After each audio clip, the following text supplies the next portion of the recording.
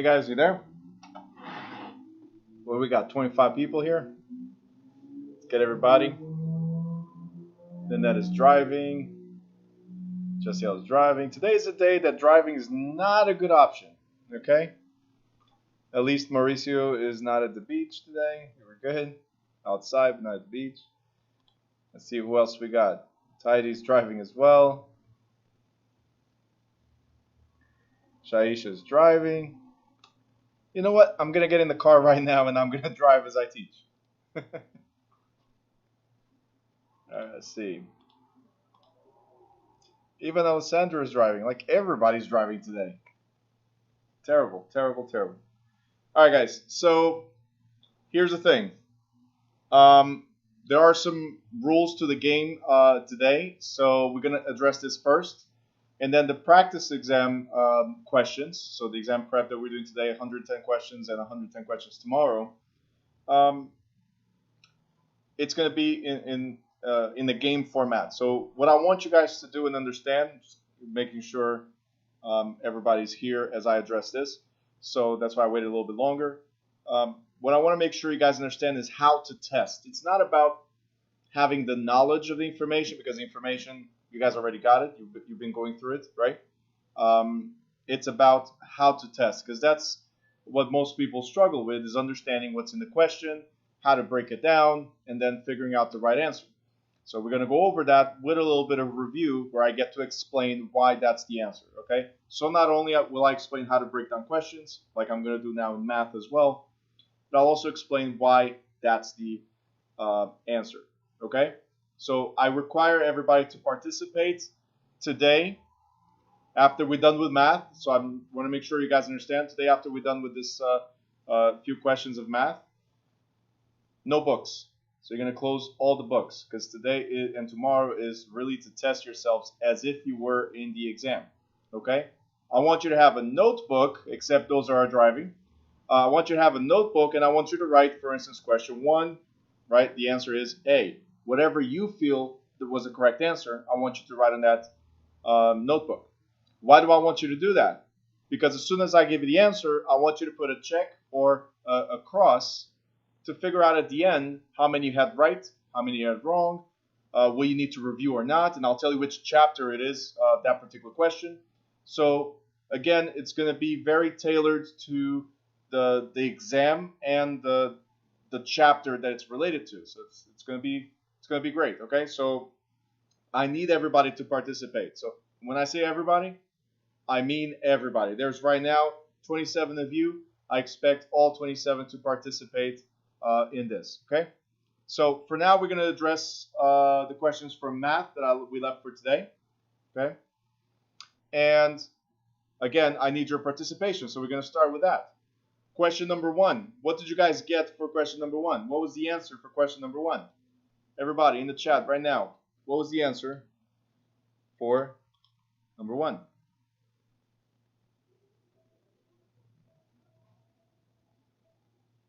Let's see, we got 4,320, we got D. Okay, and the answer is D as in David, right there. D as in David. Is there anyone that did not get this answer? Make sure, tell me in the chat right now if you did not get this answer. If you want me to explain, let me know right now in the chat. Thanks, Mauricio.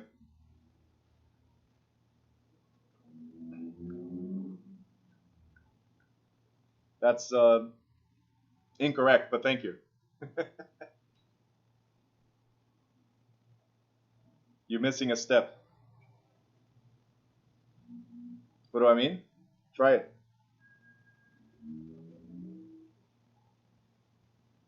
The answer is correct. It's just something was wrong there. I've been practicing how to drink with 2 hands, just so you guys know.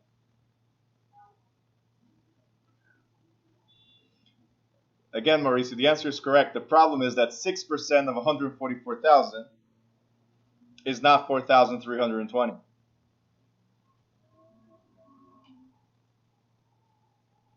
You forgot the 50%. Yes. So you got to times it by 50%. All right, cool. So everybody got it, right? This one was easy. The next question I had was 5. All right. A few people sometimes struggle here. So what is the correct answer for 5? The diabolins. Correct answer for 5.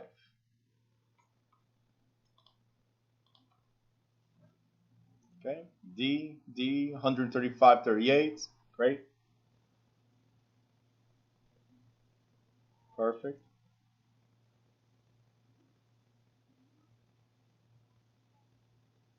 Great. All right, so everybody's on point. It is D. If there's anyone that did not get D, if there's anyone that did not get 135.38, please let me know in the chat right now so I can explain it to you. Okay? Let me know in the chat. Put it in the chat so I can bring it up and I'll explain.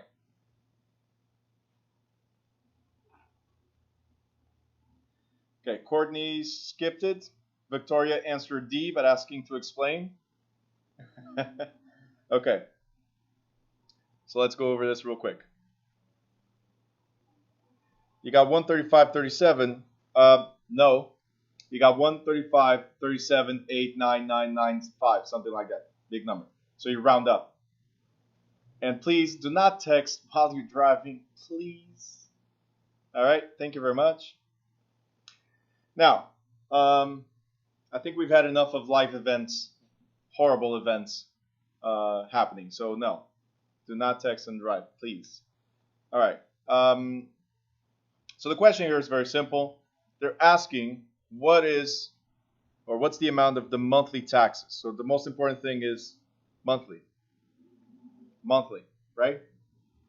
So two things that we need to look at. One is monthly. And if you guys remember during the math chapter, I told you that taxes, financing, and all that stuff is represented in annual numbers, right? So in this case, they're asking for monthly. I want you guys to remember this and always point out when you're doing the question in the state exam, you're going to have a piece of paper. So question number 5, you'll write 5. So you do this, 5, and then in front of it, monthly. These are key things to remember. So when you're done with your math, you look at it, oh, wait a minute, they're asking for monthly. You guys got it? Especially when it's math, there's usually a lot of lines to go through and a lot of steps to go through. You can get easily distracted, okay? So again, that's the things that I'm going to break down for you. Let me erase this. The next thing they say is the property on Dove Street is valued at $95,000. Now, what is valued? We're talking about fair market value equals 95,000. So if we were to sell the property, how much would we sell for or list it for? 95. Then it says that the property is assessed, or property in the area is assessed at 60% of value. The question now is, are taxes based on fair market value or they're based on assessed value? Anybody? Fair market value or assessed value? Assessed value. So that means we have to figure out what the assessed value is. Well, assessed value is 60% of market value. So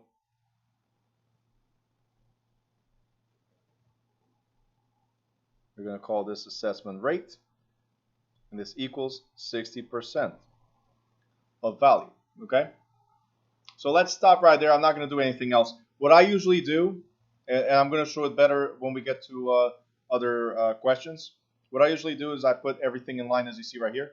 So fair market value, whatever the question is, fair market value, assessed rate, and then I'll put the dollar amount or the rate itself. So I put everything in steps. But right here, just to show you this quickly, so we can get into the actual exam prep, we need to figure out what 60% of value is. How do we figure out what 60% of value is? You guys remember the steering wheel? Okay. In the steering wheel, we have 3 empty slots, and we got to put at least 2 pieces of information. In this case, we have value, 95,000, and we have rate, 60%. If the numbers are at the bottom, we multiply to figure out the top number. So 57,000. Sorry, Newark. 57,000 is the assessed value. You guys got it? Tamari, turn it around. It's value first, then the rate. It will be a lot easier to explain everything to everybody, right? Especially if somebody makes a mistake and puts 60% instead of 0.6. All right. So I appreciate the answer. It is correct. Just flip that around. Okay. So 57,000 is the assessed value. Now the next step of the question is figuring out what the taxes are. And it says it's 285 per 100. 285 per 100. So tax rate equals $2.85, right, per $100. Now, I remember I gave you a trick for this, didn't I? I told you that instead of, if it's per 100, it's percent. So instead of a dollar, just switch it to percent. So this is the same thing as, let's go and get another steering wheel. It's the same thing as doing 2.85%. You just drop this and add a percent. Now here goes 57,000, and it tells us the annual taxes. Let me zoom in. Okay, it tells us the annual taxes, which is $1,624.50. Annual tax. Am I correct? Yep, this is annual tax. But the question was monthly. That's what they want to know, monthly. So if the annual tax is $1,624.50, then what do we have to do? Divide by 12, right? So when we divide by 12, it's 135, 3, 7, 8, 9, 9, 9, 9, and so on. So 137.8, okay, to make it simple.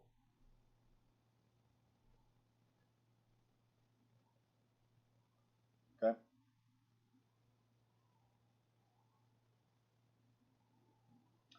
All right, Tara's asking, in the state exam, might one of the multiple choices or answers be the yearly rate? So they try and trick you. It could be, absolutely. It could be. That's why, like I said, whenever there's something that's key, I try to point it out, right? So Tara, you've been to this chapter before. You know that I always break it down and make a bunch of arrows towards what I really need.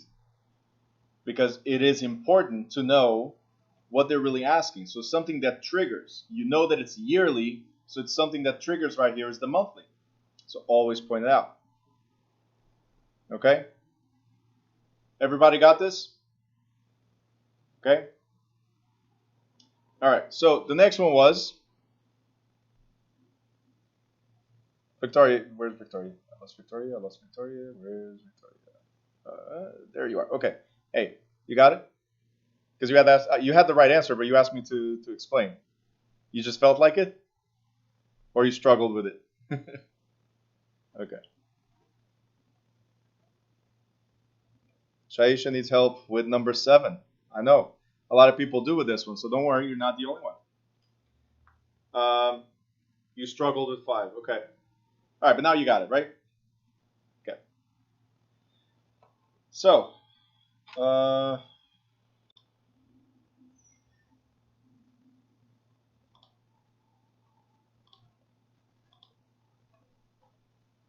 let's figure this out. I'm also broadcasting live on YouTube, as you guys know, so I'm just addressing whoever's watching on YouTube. If you guys have any questions, I do have the live chat open, so you can ask questions for the YouTube channel as well. All right? So back to you guys here on Zoom. The question here is, Hal, Oliver, Ron, and Marvin, right? They pooled their savings together and purchased a vacation home for $125,000. This is the purchase price.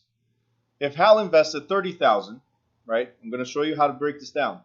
If Hal invested $30,000, and then Olive and Ron each contribute $35,000. This is where a lot of people make a mistake. This is the first mistake here. A lot of people think that they contribute a total of 35. No, it was each. So 35 for Olive, 35 for Ron. Okay. Then what percentage of ownership was left for Marvin? And we got here, wow. Okay, you just complicated the whole thing. I'll make it easier, okay, Mauricio? I just saw Mauricio's answer. Okay, so this one I'm actually going to go to the board. It's a lot easier. And here we go. They purchased a property, 125. Make this better. $125,000. This was the purchase price, right? Then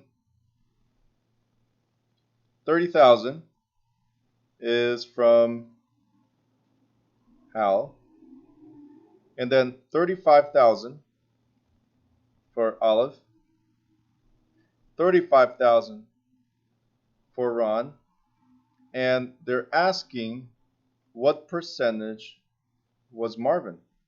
Okay, so that is the question, and this is how I typically break it down. Now, if they're trying to ask you what percentage was left, right, for Marvin, how much did Marvin contribute, then we need to figure out what percentage did everybody else contribute. How do we do that? First thing we're going to do is add the values. So we have 30,000 plus 35 plus 35, so that's $100,000. That's the total contribution that Hal, Olive, and Ron put there, right? Now, how do we figure out how much was left for Marvin? Simple. Purchase price, 125, minus 100,000. That means $25,000 is how much Marvin put in. You guys good so far? Okay. So now,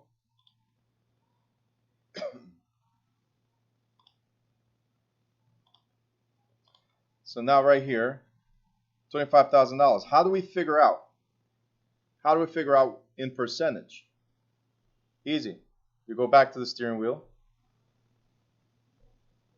And how much was the purchase price? Was $125,000. Where does value go? In the steering wheel, value, the whole or the base, value, whole or base, always goes right here. Value. And the value was $125,000. Okay? Now, what about $25,000, which is how much Marvin contributed? They're asking about percentage. Percentage is down here. So rate or percentage. The only thing left is the top. And the top is a part, portion, or income. Part, portion, or income. Always on top. So 25,000. That's how much Marvin contributed out of 125,000. Now, the question now is, we got a number on top, and we have a number at the bottom. What do? Divide. So guys, $25,000 divided by 125, and the answer is 20%. 20%.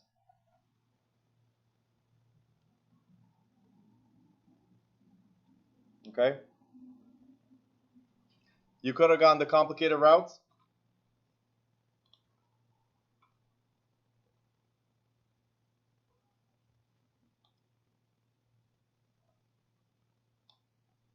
You could have gone the complicated route of trying to figure out all these percentages. So Mauricio took the extra step, figuring out 24%. $30,000 is 24% of 125. $35,000 is 28% of 125 times 2. So you could have done that route.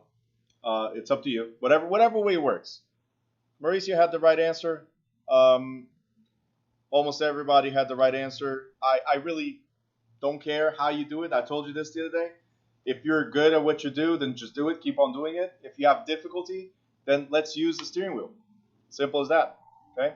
I still believe steering wheel to be the best option.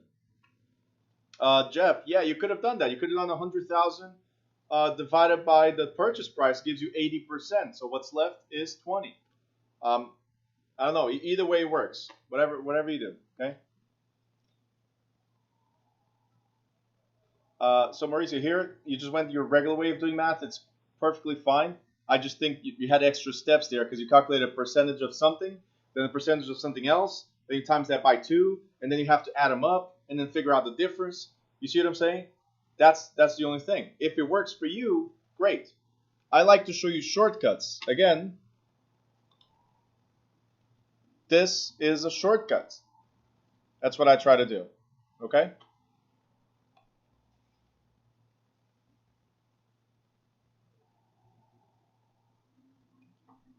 No problem.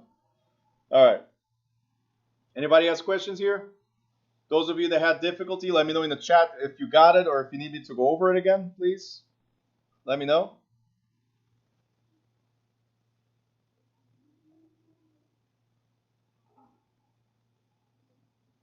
All right. I don't see questions coming through. So that's good. Let's go to the next one then. You guys ready?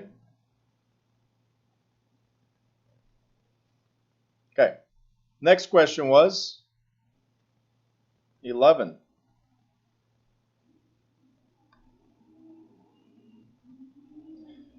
All right. And on question 11,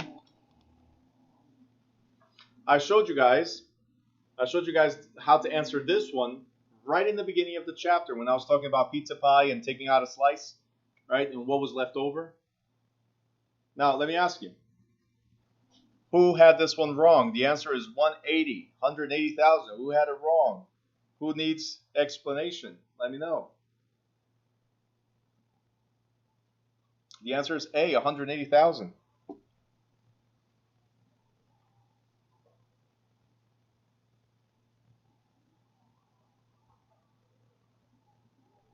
Connie, you're raising your hand or you're just pointing at something? Oh, you're raising your hand? Mauricio, raising your hand as well? Great. Let's see. I got the answer, but can you go over it? Please go over it. I chose D. You weren't, Shaisha wasn't sure where the 168 was supposed to go. Okay, no problem. So we're going to go back here. And all the way to the side. And we're going to write here 168,000 because that's what the question starts with, right? 168,000. Now, the question says clearly, John Walton received a net amount, very important, net amount of 168. Why is it important to know what net amount is? Because all sales are based on a gross sales price, just like your paycheck is based on your gross salary. So what John Walton received is 168,000 is what he took home, all right, after paying everything. You guys got it so far? Yes? Great. I'm going to go step by step, okay? Now, it says that what he paid, or those deductions like in your check, what he paid was $1,200 in legal and other fees, so closing costs, right? And 6% in sales commission. So what is the selling price? So I'm going to call this gross selling price. That's what they're asking. Let's go here. He paid $1,200 in fees and 6% commission. So this is the net sales price. These are the fees. And this, and this is the commission. And the question is, what was the gross sales price? Okay. Now, what I'm going to do right here, I always teach it in this route, okay, the way it is, the way it shows in the question. But to make it simpler, I'm going to reverse it, okay? So this is what I took out of the question. I'm going to reverse it. Why? Because it starts always with gross sales price. Then we take the commission. So think of this as deductions. Then we take other fees, and then we get the net sales price. So by doing this, you guys know that the question is, what is the gross sales price? Okay, that's the question. We know that the commission is 6%, but we don't know how much it is, right? We know that the fees are $1,200, and we know the net sales price is, so how much he took home? $168,000. So again, why did I reverse this? In the question, it's in this order, and a lot of people get confused. It goes in this order. But now we know that this is the net is what he took home. Gross is what we're trying to figure out. So if you're looking at your paycheck, if you think about your paycheck, it's gross salary minus Social Security, minus disability, minus whatever, and then it gets to your net salary, whatever you take home. Is that good so far? Okay. So how do we figure out the gross sales price? If this was minus, what do we have to do now? We have to add to reach the top value. You guys with me so far? Yes, no, maybe? Okay, so let's do this. The only thing we can add here right now is the fees. So we have $168,000 plus $1,200, and this is $169,000, right? $200. Great. And then it says commission 6%. But we cannot use the 6%. Okay? We cannot use the 6% because to use the, see, percentage problems always contain three elements. Part, portion, right? I'm sorry, part, total, and percentage. Okay, so three things always involved here. We have a percentage, but we don't have the part, nor do we have the total. Because it's 6% of what? We don't know. 6% is equivalent to what? How much is the commission? We don't know. Does that make sense? So 6% is not the number that we can use. So what I showed you guys, and I like to address this question versus the others because the others are simpler, and this would be probably the most complicated question you'll get in the exam if you do, right? So let's think again about that pizza pie that we had when we talked in the beginning of the chapter, right? We had a pizza pie. Let me close this properly. Okay. Now, we had a pizza pie, and that pizza pie represents 100% or 1, right? We're good so far? Yes? Okay, great. What we said now is that we took, right here, we took a 6% slice. So now, I don't know if you guys remember this from when I was teaching this class. If we took a 6% slice, which is the commission, right, then how much is left over? We have a total of 94% left over. Notice the colors that I'm using. 94% left over. So after commission, guys, after we take commission, right here, let me bring this to me. After we take commission, what is left? It's fees and the net sales price, correct? Yes? What do we have here? Fees and net sales price. So that means that 169,200 is equivalent to 94% is the leftover. So this equals 94%. Now, why is this important to have? Why is it important to have these two numbers? Because now we have one element, two elements, and we're trying to figure out a third one. Are you guys getting this? So let's go. Steering wheel. Two elements. We have part, which the net is the part of the total, right? And we have rate. What we're trying to figure out is the total, the value. So we just need to fill in two slots, percentage and the part, 169 to 100. So again, number 1, number 2, and we're going to figure out the third. If there's a number on top and a number at the bottom, what do? We divide. Guys, give it a try. When we divide, this equals $180,000. And if you guys want to verify it, it's easy. 180,000 times 6%. Or on your calculator, we can do 180,000 minus 6%. Boom.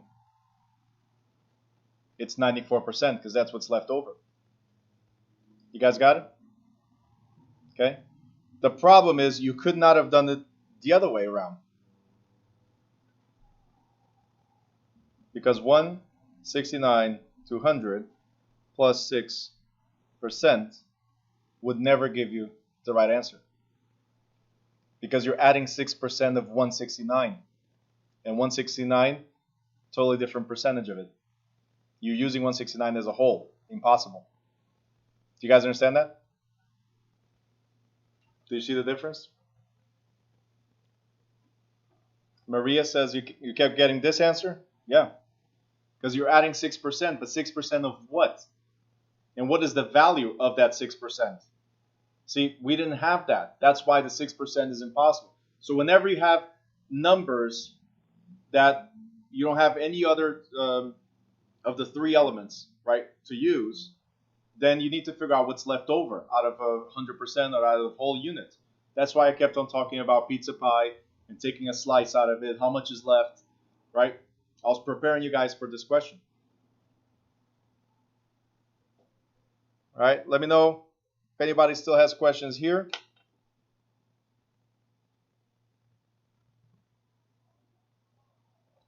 Meanwhile, I'm doing advertisement here, so you guys know.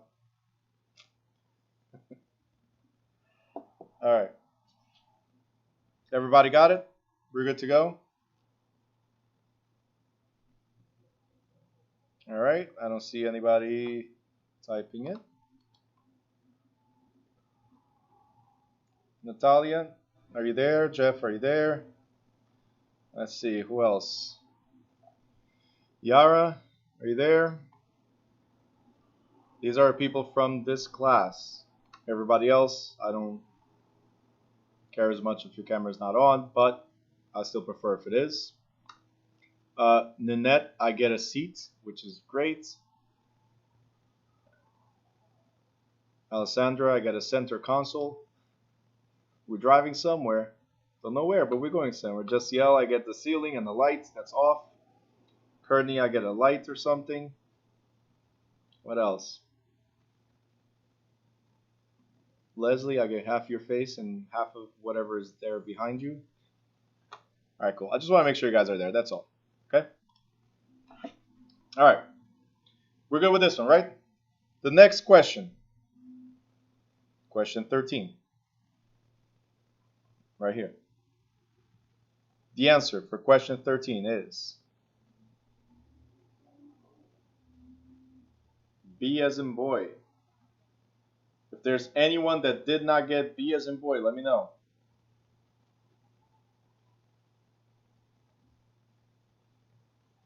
Let me know in the chat. B as in boy.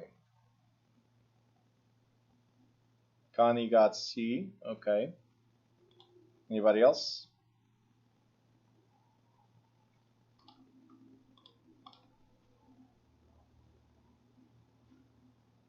All right.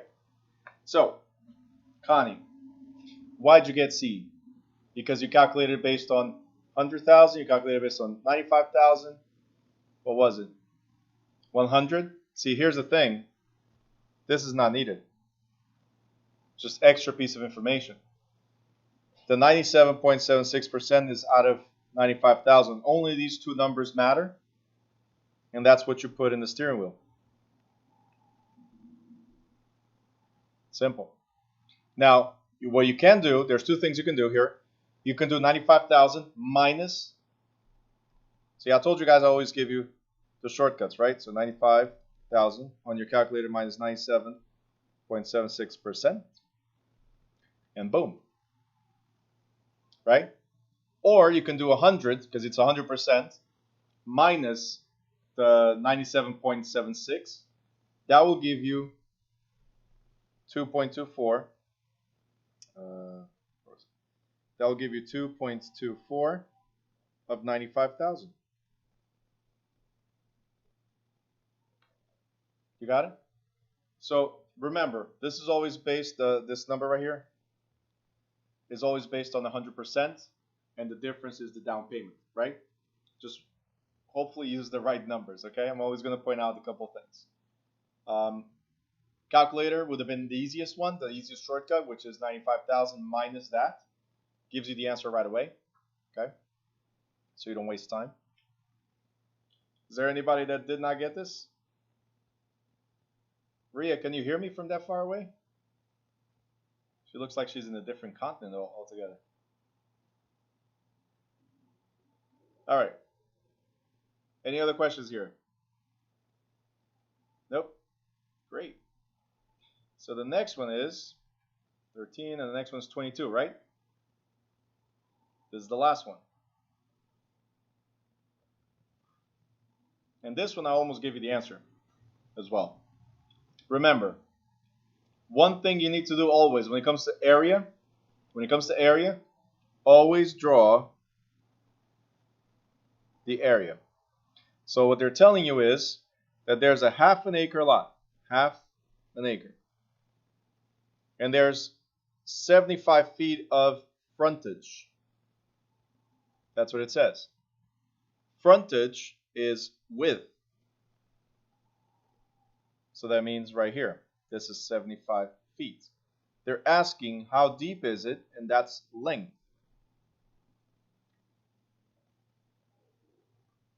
You guys see it? We're good so far? Okay. Now, we know by now that area is expressed in square feet. So if it's expressed in square feet, we need to figure out how much is half an acre. We know that 1 acre equals 4 squirrels going down Route 35 at 60 miles an hour.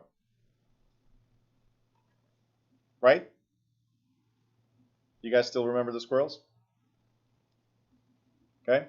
So now, because it's half an acre, we have to divide by 2. 21,780. Didn't I show you this number yesterday? Okay. So that means that this equals 21,780 square feet. This is the area of this lot. You guys good so far? Going step by step. Step? Good. Okay, great. Now, if you guys look at the cheat sheet that I gave you, or if you remember from yesterday, inside number divides by outside number to give you the other number. So the opposite number. So if we have 28, right? If we have 28, 21,780, 21,780, we're going to divide it by 75, and that equals 290.4. The only reason why I'm putting 290.4 is because in your calculator, it will show this. In the answers, it doesn't. So it might throw you off a little bit because of that. State exams a little different. They'll give you exact numbers, or they'll ask you to the quarter or round up or something like that, okay? But in this case, and no, I'm not that good at math. I've just been doing the same questions for 4 years, so I remember the answers. All right, let me know. Questions? Mauricio, did you get it? You didn't do it because you forgot, or you didn't do it because you got lost? Tahir, are you good? Oh, okay, you're shaking your head. So Mauricio just didn't get to it, okay? Steph, did you get it? Okay. Who else was confused about this one? Let me see. All right, you guys don't want to admit it. Okay, fine. All right, so that is it. Simple, right? All you need to remember always is to draw the area that you're trying to determine. Like we did yesterday when we had rectangles, we had triangles, we had irregular rooms. There might be a question in the state exam that has irregular lot. So that's why I'm always adamant about drawing the area that you need to calculate. Very, very important. Especially if it's irregular rooms, you know you need to calculate separate areas. It could be, just saying, it could be 2 or 3 different squares or rectangles in the state exam. I don't remember any question with a triangle, but always be ready for it. But I think it's 2 lots. It's 1 irregular lot, and it contains 1 rectangle and 1 small square, and then you need to add the total area. Okay. Sandra, you got it? Sandra, you wrote me. Oh, I see you there. Oh, you got it. Okay, good. Marisa says, know the squirrel thingy. Yeah.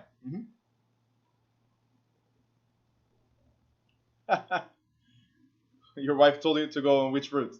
What was route? Isn't that Route 35? 46?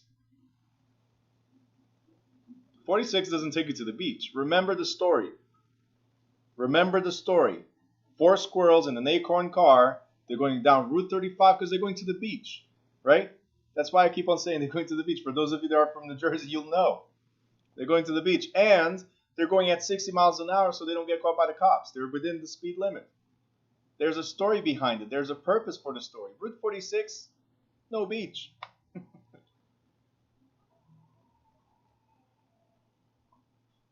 What do we got? I know you're typing something.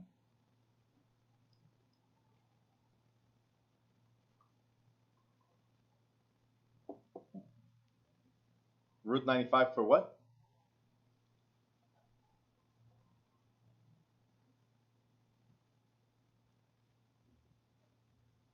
US 95, but it won't go anywhere.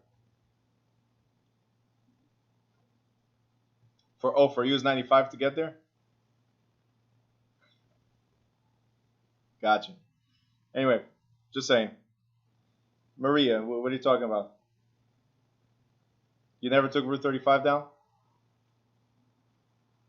You guys don't know your routes? I mean, listen, on your way down to any point, like down the shore, any way down you catch traffic.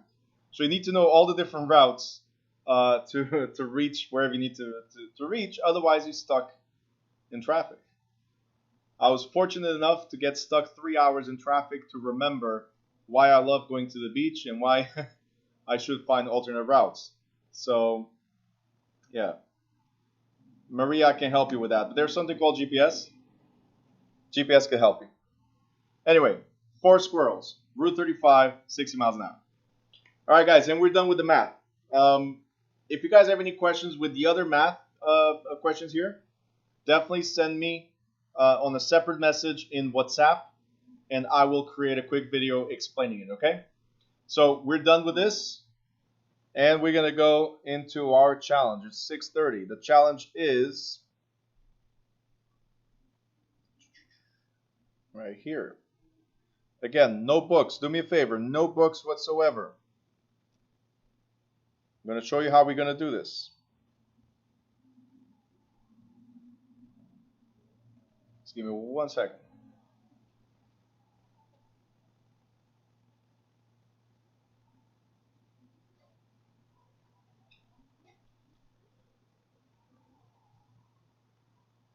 All right, so we got 34 people. Okay. No books. Make sure your books are closed. Throw them away for today. We need notebooks. Maria, what are you showing me? Okay, book away. Book away.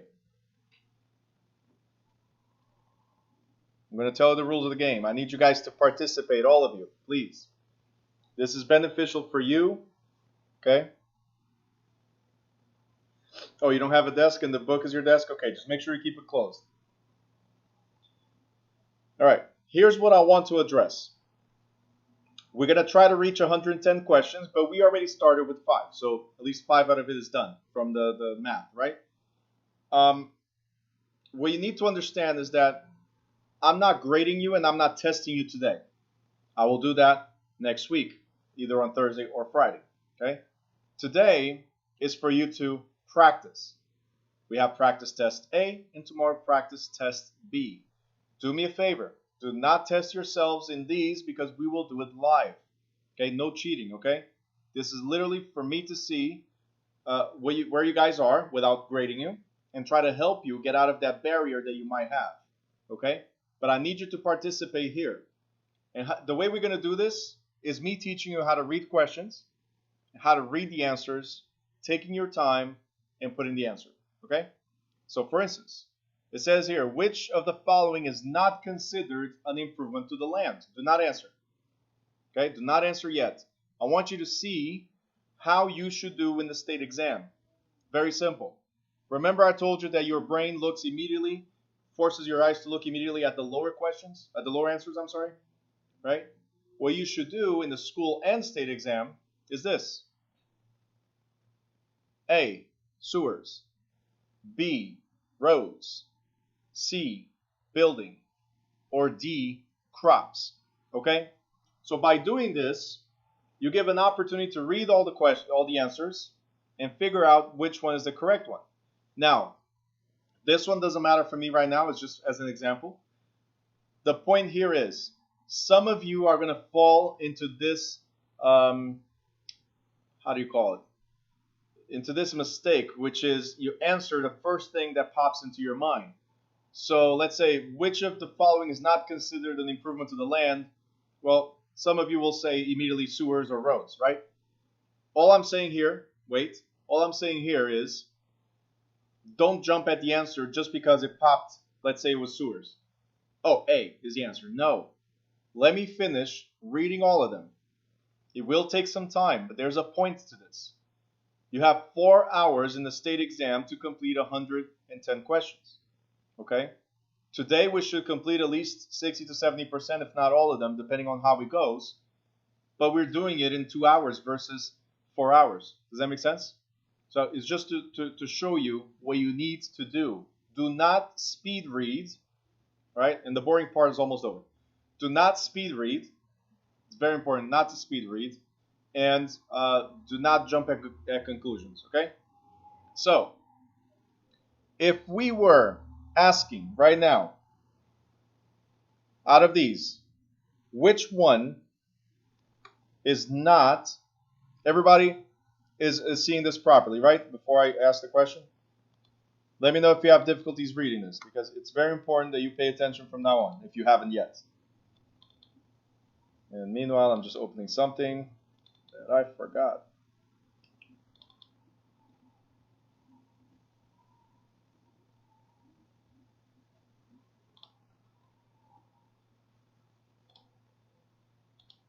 Okay. All right, so what I want you to do is answer the question. And the way you're going to do it is you're going to put the question number, so it's number 1.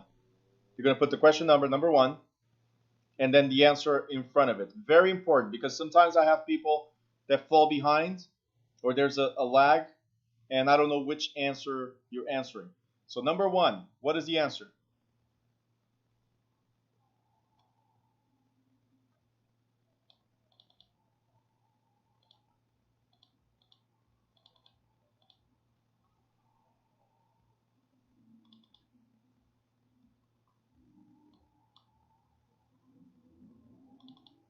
And the correct answer. Okay, I want to make sure everybody answers. Very good. Giving you enough time.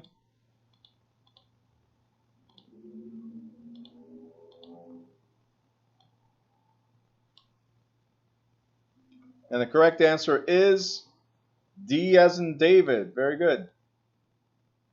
Crops. Very good. Great. All right. Guys, make sure, I see a lot of you do not follow the rules. Let's go here real quick. Let me show you. Okay. Do you see here where it says D, Moses, Tahira, Brian? Put the question number and then the answer. I just want to make sure you're answering the right one, okay? Very important. Other than that, what we have? Everybody answered D, so that was easy. Perfect. All right. All right. No, I already got your answers. You didn't need to. All right. Number 2. You guys ready? It says, to the seller's agent. To the seller's agent. So first thing to remember is who they represent. To the seller's agent. The buyer is properly described as a client, customer, principal, or fiduciary. Go. Number 2. Write the answer. Number 2.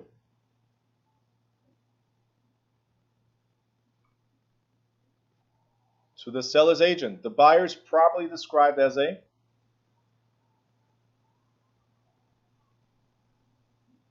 okay. It looks like we're doing great today. So awesome. And the correct answer is B as in boy. That is right. So the buyer is the customer, because if the seller is represented by an agent, right, then the seller is the client, the principal, and fiduciary. But the buyer is the customer. Very good. All right, so that's chapter 3. Very good. Jeff, always put the number of the question, please. The 3. All right. Which appraisal approach computes the value of the land separately from the buildings? This is chapter 16. Is it A, cost approach, B, income capitalization approach, C, market data approach, or D, market analysis? Which one of these computes the value of land separately from the building?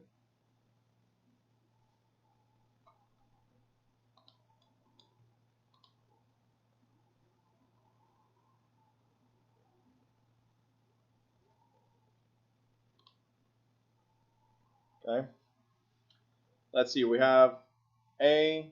We got most of you say A. Somebody said D. All right. All right. We got somebody in the live chat. Hi, Zenaida. How are you? On YouTube. She's saying great things about me. I appreciate that. All right. If you want to participate, just make sure you put here, Zenaida, make sure you put here the answer in the YouTube chat. I see it. So you can answer as well, okay? All right, what do we have? Mauricio says, took it back after rereading. Shaisha, 1. We're on number 3. All right. 2 is B. Oh, okay, I got it. All right, so here's the thing. Number 3. Which appraisal approach computes the value of land separately? The correct answer is cost approach. Because in the cost approach, we're looking at, this is chapter 16, we're looking at the reproduction or replacement cost of the building. Land has no improvement, so land is land, right? But the building, we need to calculate separately because all buildings are different, right? So cost approach is the only one that has separate calculation of land and building, or land and improvements. All right. So for those of you that are incorrect, make sure in your notebook you just put an X and chapter 16 to review right after. Okay. So once we're done with this, you can see how much you had right, how much you had wrong, if you were to pass, if you were to fail. And by the way, today and tomorrow is okay. If you fail, you fail. But at least you get a feeling of how the questions go. All right? Number 4. A person who has absolute control of a parcel of real estate is said to own a leasehold estate, fee determinable, a life estate, or fee simple. A person that has absolute control. All right, keywords. Look at the keywords. Absolute control. of a parcel of real estate is said to own a?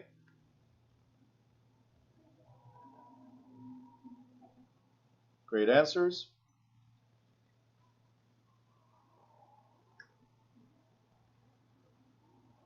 Is it me, or we've been having almost unanimous decisions so far? It's good, right? So, number 4. The correct answer is fee simple. It's either called fee simple or fee simple absolute. And this is where you own property and nobody else can claim it. It's yours and yours alone. Okay? Guys, remember that? Chapter 6, if you need it.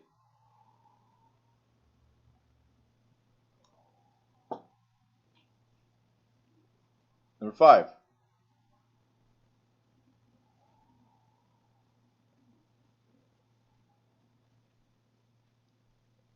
Very good, Zenaida. So she answered me on a YouTube channel. She answered fee simple. So now just do this. Instead of typing the whole thing, just put the question number and then the correct answer, and I'll address it right away, okay? This way you don't have to type a bunch of stuff. All right. Next. Number 5. Jim Thomas lets his neighbor Shirley Blank store her camper in his yard for a few weeks. He does not charge her rent. He has given blank. All right, before I give you the answers, because again, my job is to show you how to break down the question, right? Before I give you the answers, I want to show you something. Ready? It says that Jim Thomas lets, so there's permission,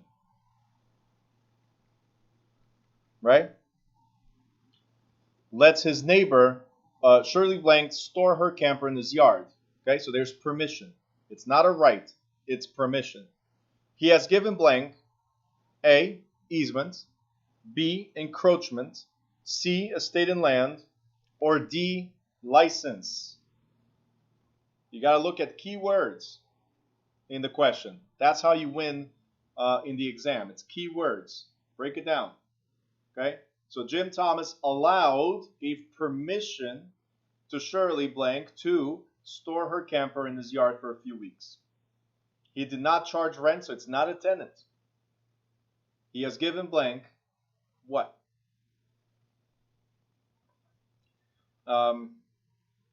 Leslie, I think you're ahead of the game. You wrote 6, but you didn't give an answer either, so I don't know. Oh, you want me to ignore it? Okay, got it. Ignore it. All right. Again, it appears to be unanimous decision as well. Jim Thomas gave a license, a permission. It's not an easement because easement is a right to something. It's not an encroachment because encroachment is illegal. So let me write this down, okay? This is a right. Encroachment is illegal. Estate and land is an interest in the property, but she does not have title or ownership. Right? Estate and land is interest or claim. Right? So that's why A, B, or C cannot be the answer. Okay? It's a license. Think about your driver's license. Right? New Jersey allows you or permits you to have a driver's license. Can they revoke it? Yes. You're going to have a real estate license. The New Jersey allows you or lets you or permits you to do business as a real estate salesperson. You guys got it? Okay. Shaisha says she wanted to say A. Again, A is a right. If it's a right, then I could not say that Jim let the neighbor park. Okay? It's a right. It says they let. Okay? And chapter 6. When we talk about easements, we talk about liens, we talked about encroachments, we talked about licenses. Okay? As far as title, you wrote C. That's an estate in land. Every time you see estate, that means asset, that means ownership. Here it says they let the neighbor, and they're not even paying rent. Because they're not paying rent, they have no estate or no interest or claim in the property. Okay? This is what negates C. You got it? Again, keywords. All right, next. 6. And you see how this is all over, right? So we go all over the chapters. In the state exam, it's the same thing. It's all over. It's not in sequence. So 6. HUD-1 statement will still be used. It's not used anymore, but will still be used for mortgages secured by a conventional loan used to purchase a single-family dwelling, a single-family dwelling financed by an FHA-insured loan, a duplex in which the purchaser will live, financed by a VA-guaranteed loan, or a reverse mortgage. Before you answer, guys, look at the question and then look at the answers. Here's a trick. Here's a trick. Look at the similarities in the answers. There's 3 of them that are very, very similar and one that's completely off. Read them. If you don't know the answer, then let's go by process of elimination. Read the answers. Okay? So HUD-1 statement, which is a closing statement, will still be used for mortgage secured by conventional loan used to purchase of single-family dwelling financed by an FHA, a duplex in which the purchaser will live, financed by VA, or reverse mortgage.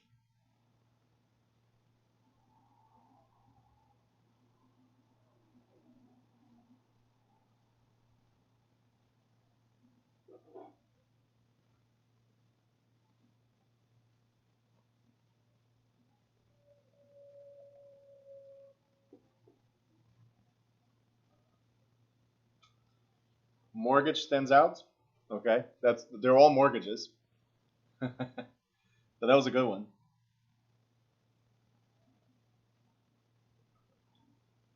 I'm giving you some more time to think and even to correct if you need to. Some of you need to correct. Not all of you, but some of you need to correct. We got 36 people on the line. This is great.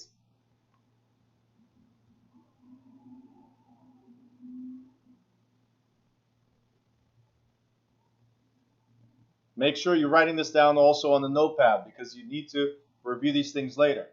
Okay? Nanette, make sure you put the number of the question first, so I know you're addressing number 6, please. All right, and I think we got majority answering. Okay. So, very simple, guys. The correct answer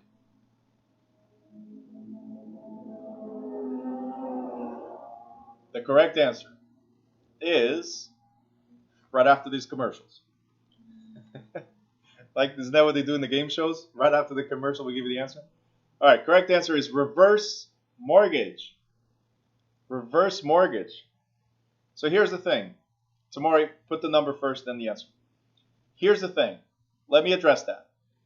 As of October 3rd of 2015, we now have what's called TRID. And that's the Truth in Lending Act and RESPA integrated disclosures. They've merged the forms into an LE and a CD. All right? Now, HUD-1 is still used, just like GFE and TILA disclosures, is still used for reverse mortgages, for cash transactions, for mobile homes, for commercial transactions. It's no longer used for single families. Look, single family, single family, single family. The other thing was FHA and VA. These are similar. These are federally related transactions.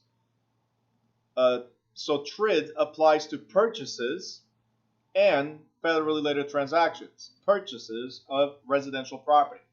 TRID does not apply to reverse mortgage. So that is Chapter 15. Chapter 15, at the end of Chapter 15. Okay? It's okay to be wrong, don't worry. All right, Michelle, feel better. Brian, where's Brian? Is Brian staying? Okay, you're staying, right? All right. Just let me know how she feels later. Okay. So, Maria, this is chapter 15. Right at the end of chapter 15. As you guys are going to notice, some of these are going to go really fast. Some of these are going to go really slow, just like in the state exam. If it's long questions like this, the question is not long, but the answers are, skip it. Today, we're going to go over it. But in the state exam, if you're struggling, if it's taking too long, there's an option. It will be right on top. So guys, look here on the screen. It's going to be right on top, an option. It has a clock, and it has an option to mark the question right here on top in the state exam. Okay? Not in the school exam. You have to answer something, and then you can come back. Unfortunately, I'm still waiting on them to integrate the option to mark and then come back to it. But in the state exam, it says mark, then it says time. You mark the question, come back to it. Skip it. Don't waste time with stuff you don't know. And it's okay, by the way. It's okay to skip like 10 questions in a row if you have to. A lot of people get like, oh my God, I'm skipping everything. No. Skip whatever you have to. Come back to the long ones later. Number 7. It says right here, a legal description that describes the boundary lines is called A, geodetic survey, B, meets and bounds. I see some of you already going to the keyboard. Okay, remember, I asked you to let me get to D before you answer. Okay, remember that. Sometimes there's very similar answers. Okay, so B, meets and bounds, rectangular survey, or recorded plat. So 7, what is the correct answer? By the way, I didn't say you were incorrect. I'm just saying wait until I'm done so you can answer.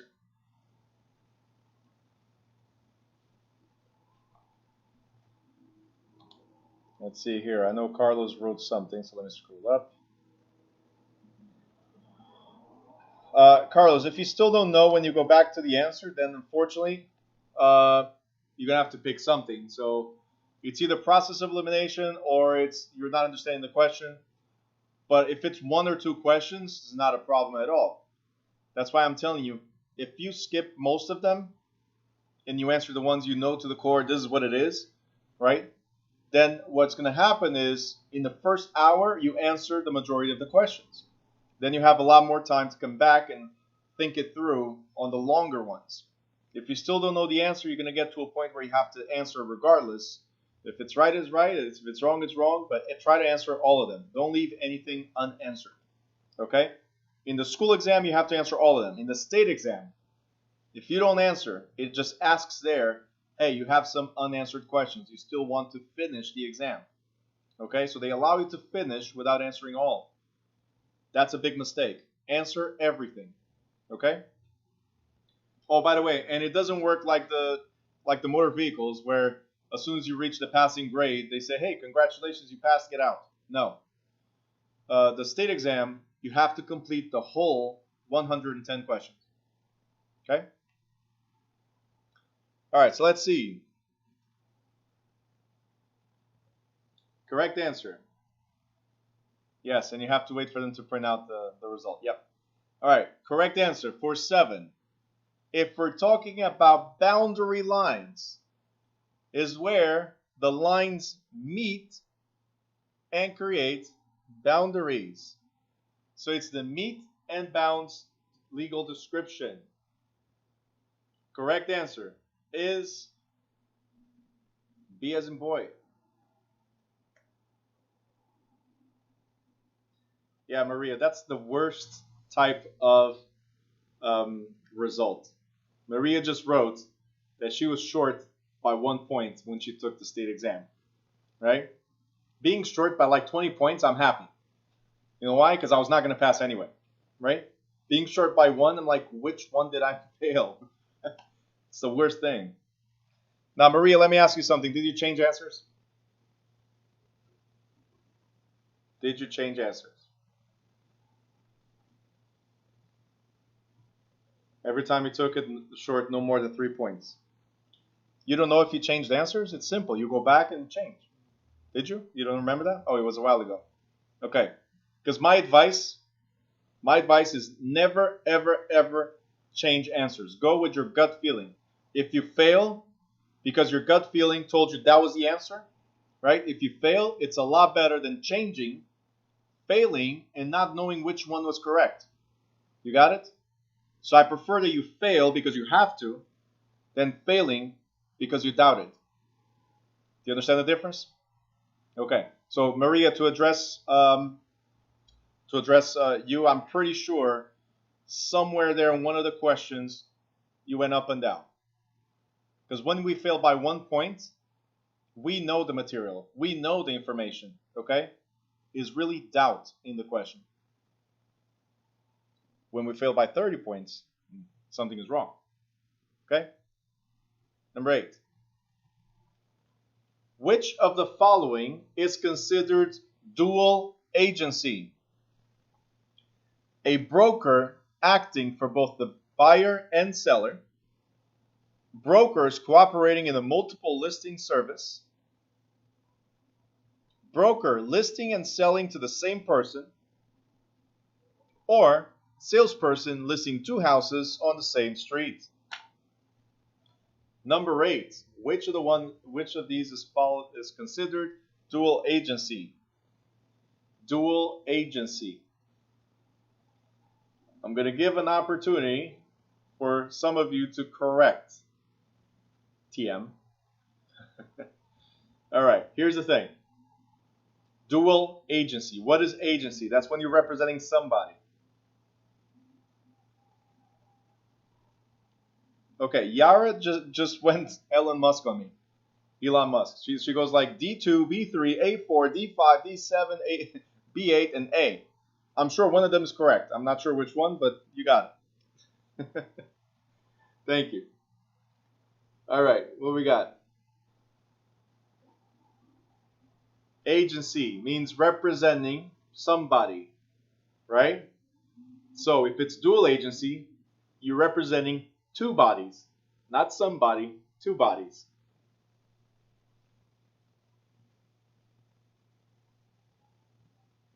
All right, we got mixed feelings here apparently. Different answers. There you go. Guys, dual agency. 2 people that we represent. Out of all these answers, where do we represent 2 people?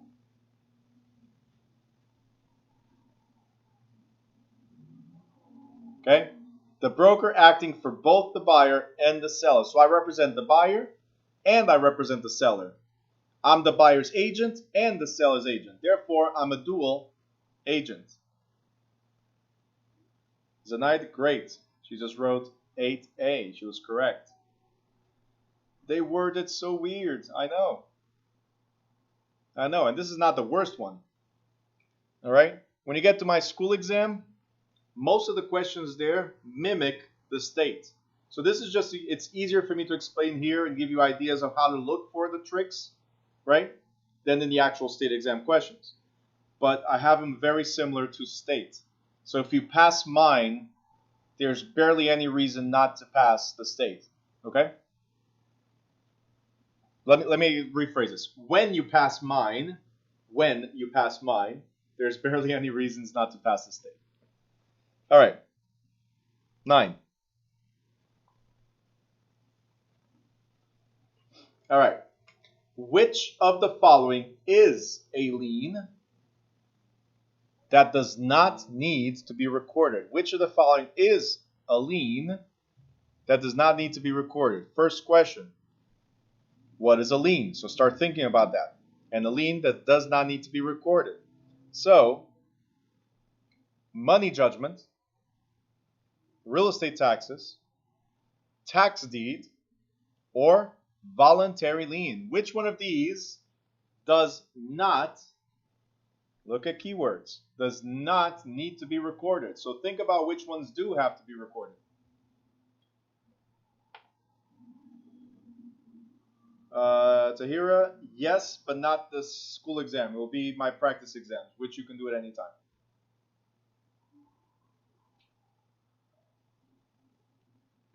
Right?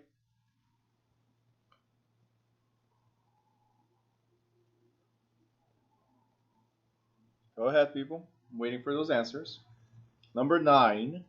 Which of the following is a lien that does not need to be recorded? So there's one here that's not a lien, so let's go with that one. Right? One that's not a lien. There are 2 that need to be recorded,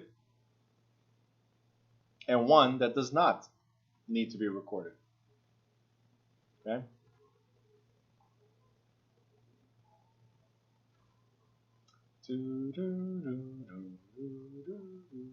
I gotta have these game show songs here, you know, background, just play it. Okay. All right, Carlos, I won't address that right now. Okay, let's focus on. Sorry, motorcycle. Let's focus on getting this done here, and then Carlos, you can ask that question at the end again, or during the break. You can ask the question, I'll address it. Okay. So let's focus on what's here. So, Courtney wrote, even 9B, even though I was thinking about voluntary as well. Okay. So you're saying a voluntary lien does not need to be recorded? What's a voluntary lien?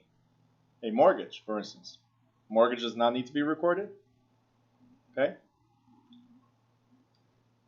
Maria, you wrote C, tax deed.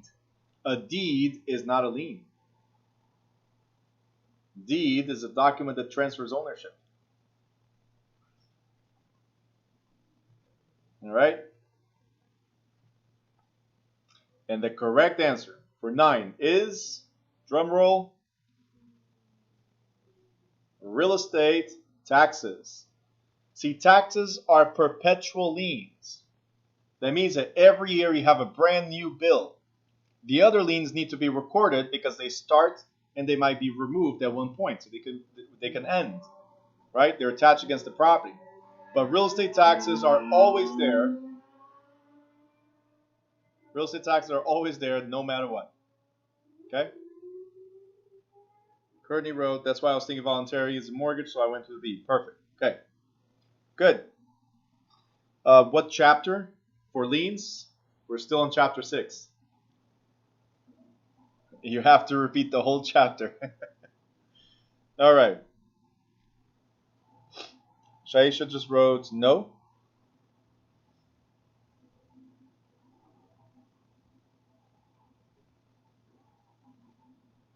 I'm not understanding, Shaisha. I'm sorry.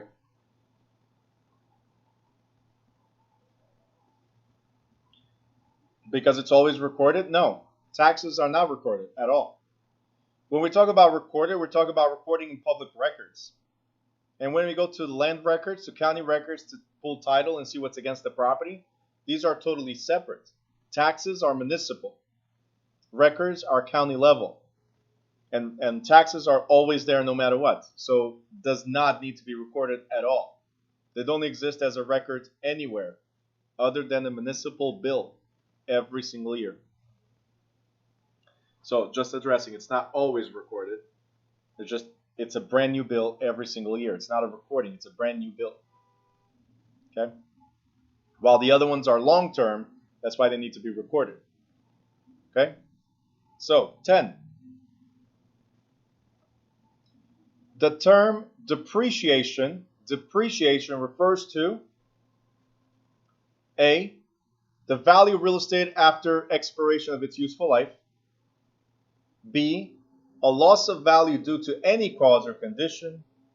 C, costs incurred to modernize a building. Or D, capitalized value of rental losses. The term depreciation refers to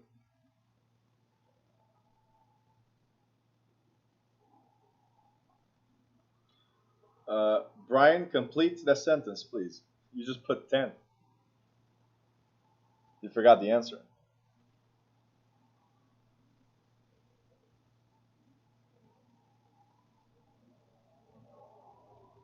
All right. It looks like we have, again, unanimous decision.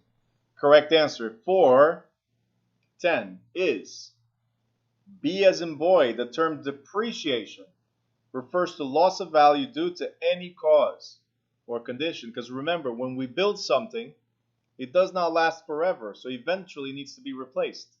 And that's why we can depreciate the value of the building due to any cause or condition.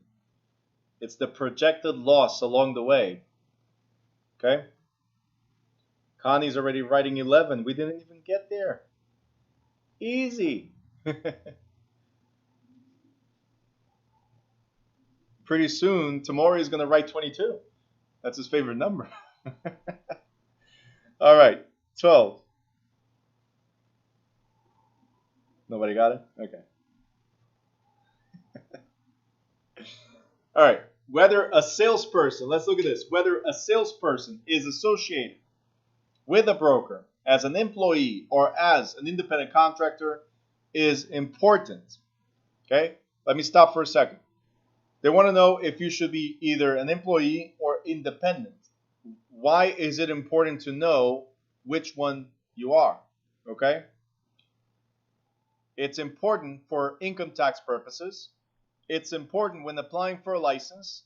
It's important when listing property because an independent contractor may list in her own name, or it's important when establishing the escrow account. As a salesperson, knowing if you are an employee or independent contractor is important for which of these reasons?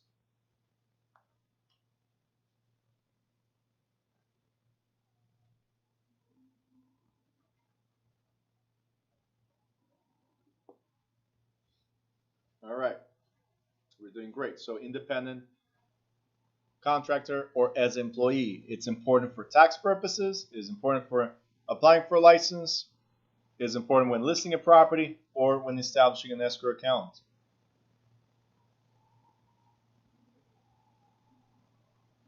And everybody appears to be on point today. So there you go. The answer is for tax purposes. Why? Because if you're an employee, right, this is chapter 3. If you're an employee, then your employer must pay taxes or deduct taxes from your paycheck. If you're independent, then you are responsible for your own income taxes. That's why you need to know the difference. Very good. 1099. There you go. See, Connie was on question 11. Tara is on question 1099. We only have 110, guys, so don't worry. All right. 12. A township contains 6 square miles, 36 sections, 18 sections, or 640 acres. A township contains 6 square miles, 36 sections, 18 sections, or 640 acres.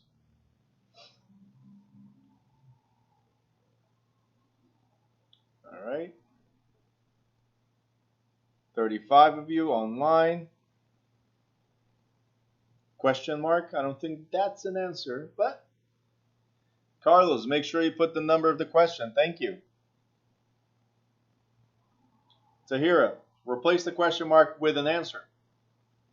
Eeny, meeny, miny, mo if you have to, but always answer the question.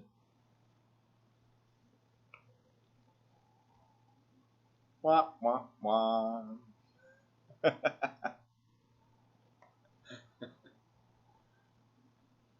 I'm telling you, I'm going to come up with a lot of cool things here. Like a button that says rejected. No? No good? Okay, sorry. Rejected again. How about that one? No? All right. So guys, remember this. Ready? We don't have 6 square miles. We have 6 mile squares. Okay? Let's start with that. Second, we don't have 18 sections. We have 36 sections in each township. and each township contains 1 square mile or 640 acres. Okay, so each section contains this. But a township does not have one section. A township has 36 sections. You guys got it? Correct answer is B as in boy. 36 sections. In your notebook, if you had it right, put a check mark. If you had it wrong, put a cross. This is the government survey system.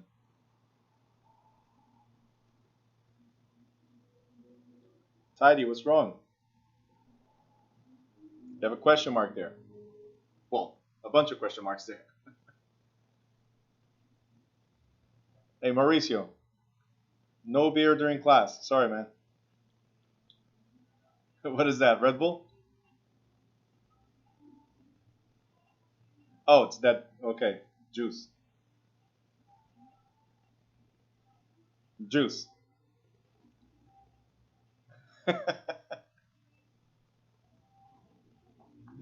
right. Tidy, I don't know what you just wrote. He said B, but D, A. So do you want all of them, or, I mean, not understanding? You skipped C.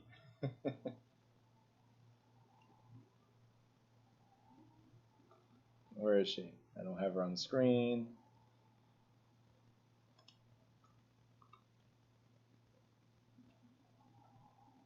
Oh, there you are. Okay. Go ahead. Tell me. What's your question? D sounds like the answer. Okay. So D sounds like the answer because this equals one section. That's when we did that square that we cut into several sections, okay? But that's one section. A township is not one section.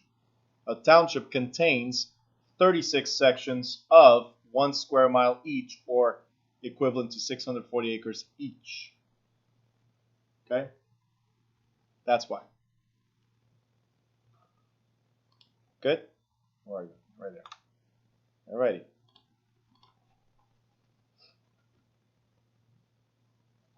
Alright, so let's go to 13.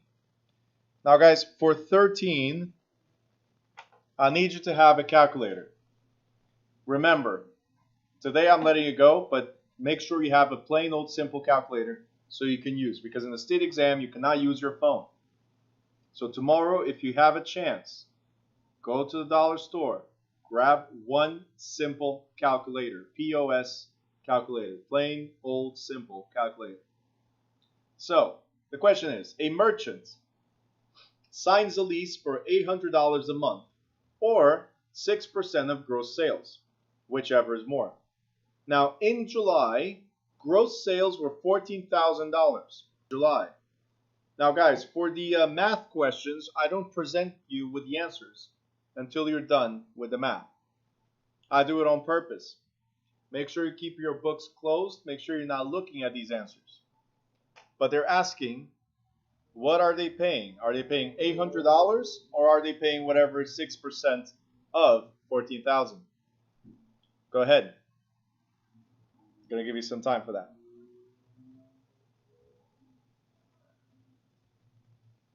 How much is the rent in July?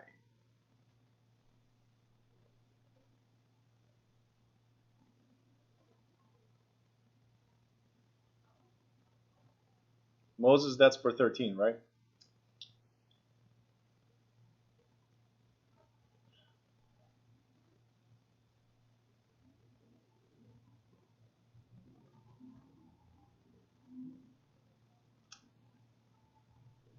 Okay.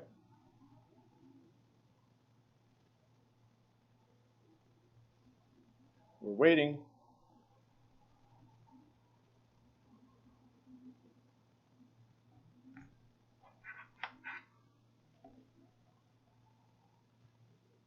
Natalia, no book.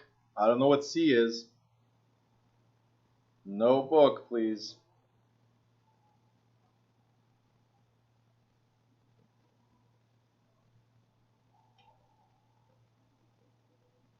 you're fired. It's very simple, guys. You cannot take the book with you to the state exam or the school exam.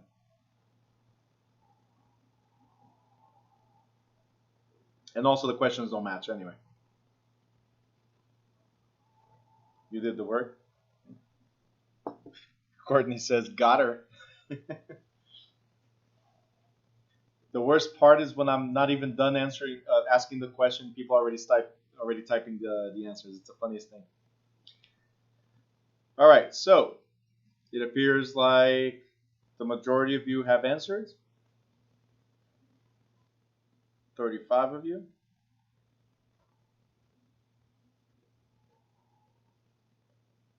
Just remember, those of you that are not participating at all, just giving you a heads up. Those of you that are not participating at all, those of you that the cameras are always off, you won't get credit for it. Just giving you a heads up again. Let's see. Is it A, $480, B, $800, C, $840, or D, $2,800? And the correct answer is C as in Charlie, $840, because 6% of $14,000 is $840. Good. Now, there's nothing wrong with this. I did have a student a few years ago, dyslexic, right? So I worked with her a lot to get her to pass the exam, several hours after class and so on, try to help understanding and reading properly. But this confuses a lot of people. They're very similar. Okay? This is why I tell you guys to slow down, to pay attention. Sometimes there are very, very, very similar answers. Okay? Your brain associates what it sees to what it thinks. So careful in your answers. Okay? You guys got it? All right, let's go to 14. It says, Jane Smith gave the hospital a vacant lot for as long as it is used for hospital purposes. The hospital owns a, wait a minute, as long as, so there's a condition, right? It's yours as long as there's a condition. Okay, great, let's read. Is it a fee determinable? Is it a remainder interest? Is it a homestead or leasehold estate? Jane Smith gave the hospital a vacant lot for as long as they use it for hospital purposes. The hospital owns what?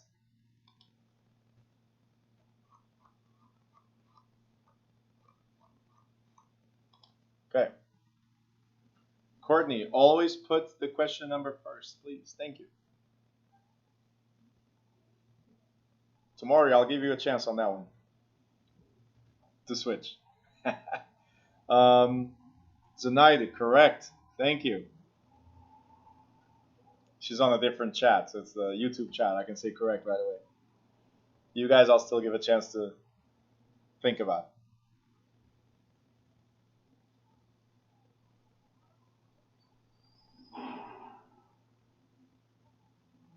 Okay, I still have a few people that have not answered.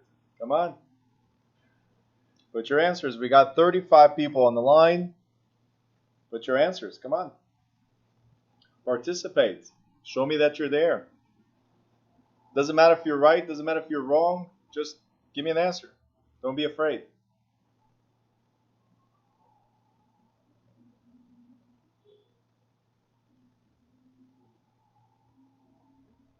On your end, what you guys see is pop-ups, right, of answers coming through, right?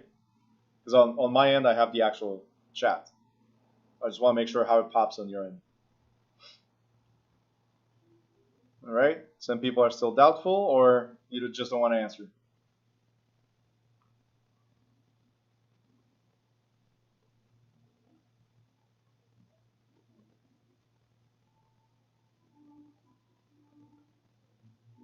You have to take a call from a lawyer.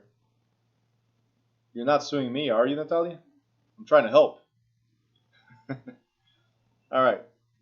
See, I told you I was going to get background music. Oh, it's gone. All right, so here's the answer, guys. It says right here that they get it as long as. So there's a condition or contingency.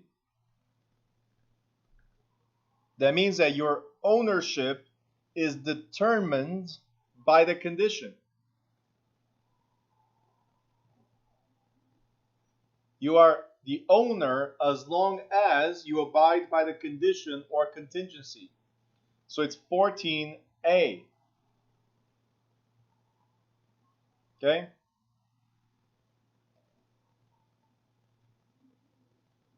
Mental anguish from listening to the jokes. Listen, Tamori, listen. When you get to the exam, you're going to be laughing at these jokes. Okay? And you're going to get kicked out of there for laughing. All right. So, Tamori, for instance, you answered initially D, correct? Okay. You made a mistake? That's what it was? Got it. You read it wrong? Okay. But I want to address it anyway. Okay? What I want you guys to see is that it says leasehold estate. And remember, lease involves tenants. So definitely not the correct answer if that was it. But he corrected right away, and it's fee determinable. The majority of you answered correctly, so we're great on that, okay? Let's go to 15.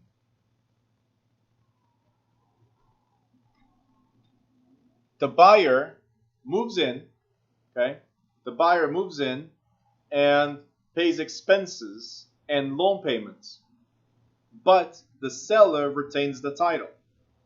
So the buyer, let me just clear this out of here so it doesn't affect us. There you go.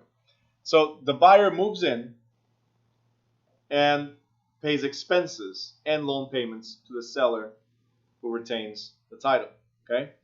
Think about it. They don't get right away.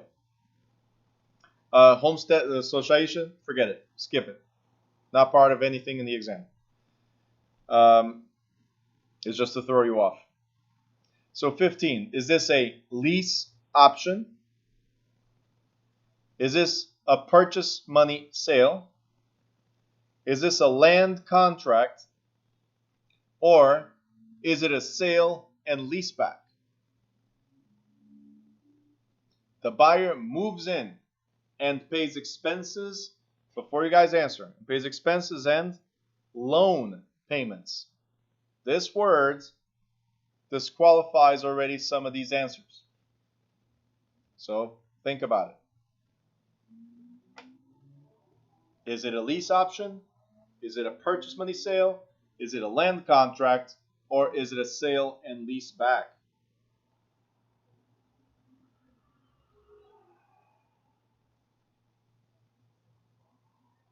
Josh, I don't think we have V. There's only A, B, C, or D. Like, I don't think we have that many options, man. I don't know which book he's looking at.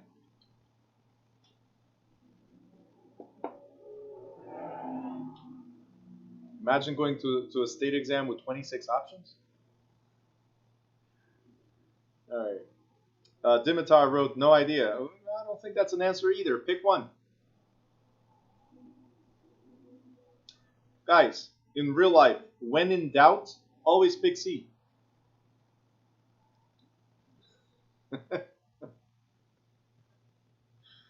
I'm joking. Don't go to the exam and just pick C on all of them, okay? It's a joke. It's a joke. Although you could pick C, I'm just saying. Like, could be, I'm not sure.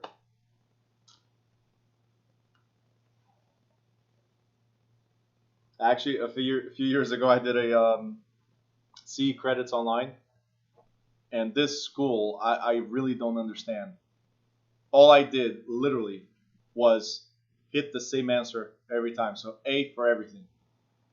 And I passed the C credits. That's how they had their exam online. Great, right? Courtney wrote stumped.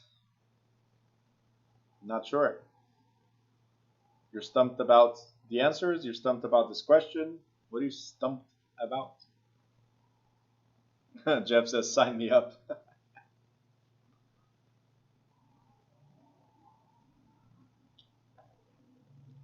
All right, so the questions are kind of like getting tougher and tougher, huh? Yeah, it was easy, right? The first couple questions. Now it's getting tougher and tougher.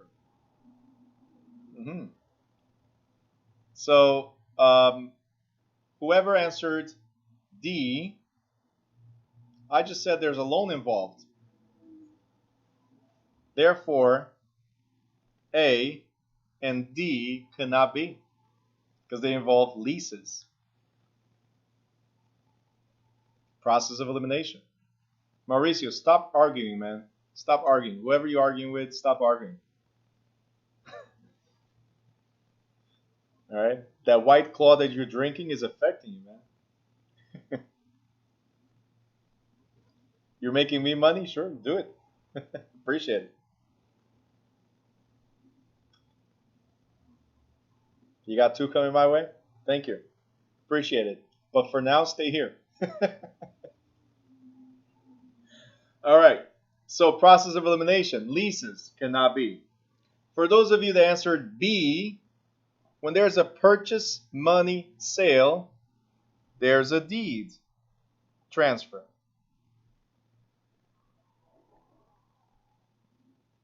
There's a deed transfer. And what it says here in the question is that the seller retains the title.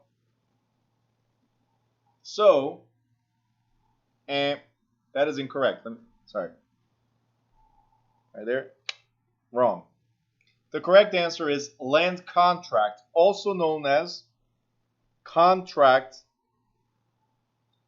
for deed. This is chapter 11, the very last thing in chapter 11. I told you guys it was like car financing. You pay the expenses and you pay a loan over time. And then eventually the seller gives you the title. I saw that. You're just passing along food? Terrible. All right, guys. Let's go to 16. Ready? It says, a tenant's written 1-year lease expires on May 1st. To obtain possession on May 1st, the landlord must give the tenant notice by April 30th, 60 days notice, 1 month's notice, or no notice. A tenant's written 1-year lease. 1-year lease expires on May 1st. For the landlord to obtain possession on May 1st, they must give the tenant what? Remember, it's a definite period of time. Think about hotel.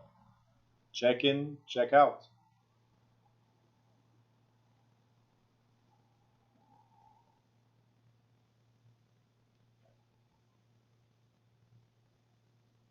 I'll give opportunity to a few of you to change your answers. Check in, check out. It's a definite period of time. When you go to a hotel, whether it's 3 days, 1 week, 1 month, what do I have to give you? What kind of notice?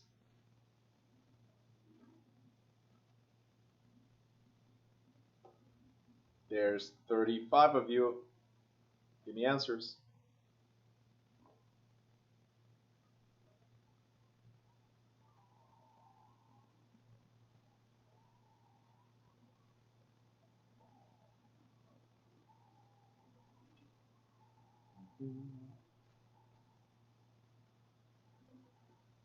All right.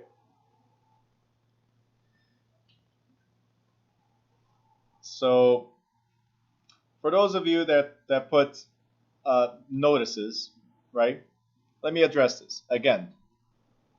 It's a 1-year lease and it expires on May 1st. So we have a definite expiration date that we preset a year ago. We just reached the end of this lease, right? So May 1st. Do I have to give you notice? Think about it. If you're going to a hotel, do they have to give you notice at the checkout? Do they have to call you and say, hey, checkout time? Do they have to? No. The moment you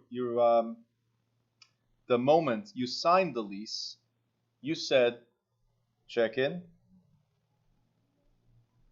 on May 1st, let's say, of 2019, and then you said check out May 1st, 2020. So you already preset your exit. That's what it says, expires.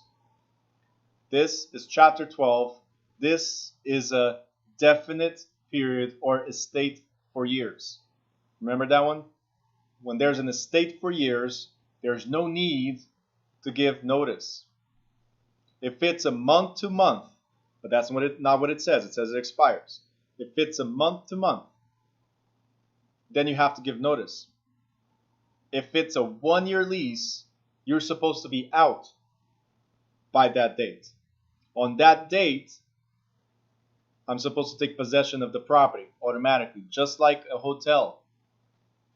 By that date, by that time, that checkout, you're supposed to be out and we take possession. I don't have to kick you out. If you're still there, it becomes at sufferance. Or I might allow you to stay, then it becomes at will. You remember that?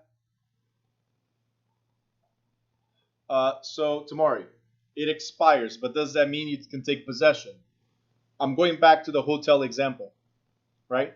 When you book your vacation, you check in, you check out. You already know that by that time you have to be out, or you pay an additional fee, or I kick you out. So that means the hotel has the rights to send the ladies into, or the men, in to clean the room. You're not supposed to be there anymore. It's automatically expected from you to check out. You got it? I don't have to give you notice, hey, by the way, get out. I don't have to. Okay? So chapter 12, no notice is required. If you go to definite estate or estate for years, if you go there, it says clearly no notice. If it's a renewal, so a periodic type of estate, so it's a month to month, year to year or so, then it requires notices. Okay? Remember, the property is mine. You're there temporarily. If it expired, what are you still doing here? That's the question. You either at will or at sufferance, but you're not supposed to be here anymore. Unless you're renewed, and then I'll allow you to stay. Okay?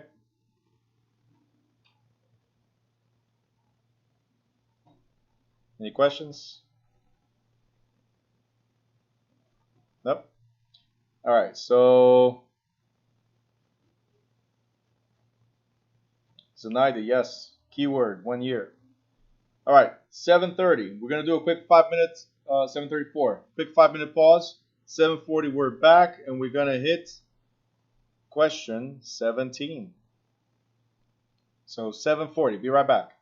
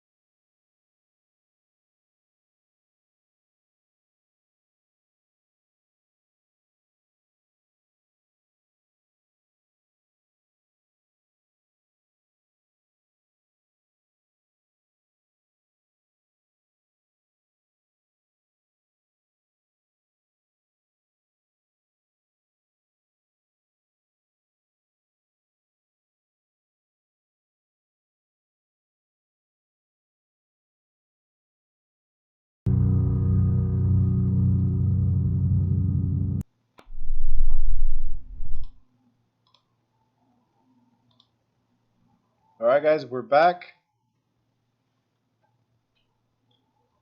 7:41.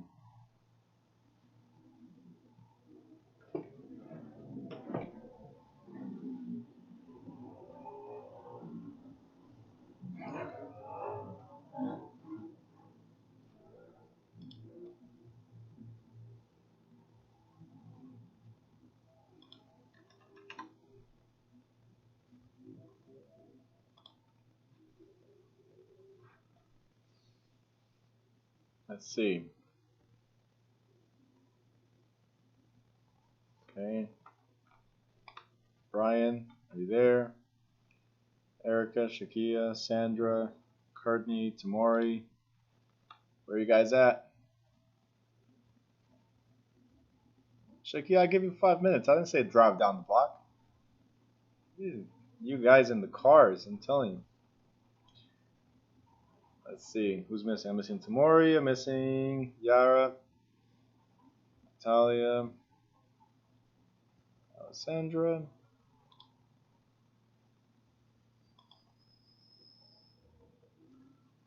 Maria is not only eating, but she's always also flashing food in the camera.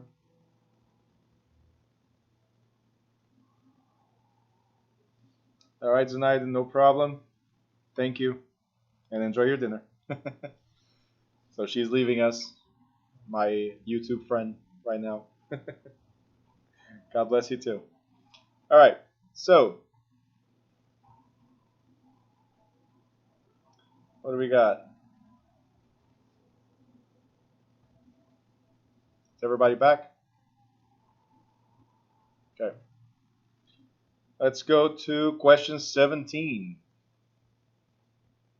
And here we go. Which of the following situations will not delay closing under TRID rules? Remember, you get TRID rules says you got to have a LE or the CD within a certain amount of days, right? So which of the following situations will not delay the closing under TRID rules? Escrow amount for tax and insurance was changed. Lender could not document the applicant's overtime. Applicant decided on a different loan program, or prepayment penalty was added. Which one of these situations will not? Think before answering, please. Pay attention. Which one will not delay the closing?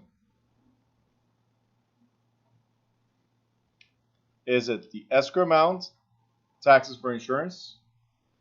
Is it lender cannot document the applicant's loan overtime? Right? Is it applicant decided on a different loan program, or prepayment penalty was added?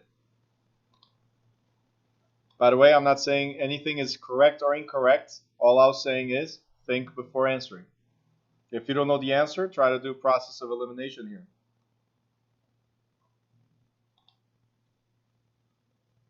Which one does not delay closing? Look at the similarities in the answers if you do not know the answer.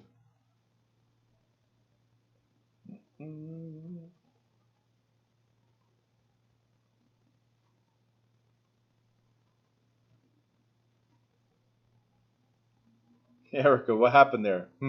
People do 17B? I do not understand. She wrote like a whole story to say 17B. Were you thinking out loud? Because lately I've been doing that. When I leave messages to people, like voice messages, traditionally if it's a text, I'll put LOL or something like that. And lately what I've been doing is I'm leaving a voice and I go LOL. Like, why not just laugh? It's a voice message. So I think that's what Erica, that's what you did, right? You were thinking out loud and just typed it in. So you're like, people do 17B. Got it.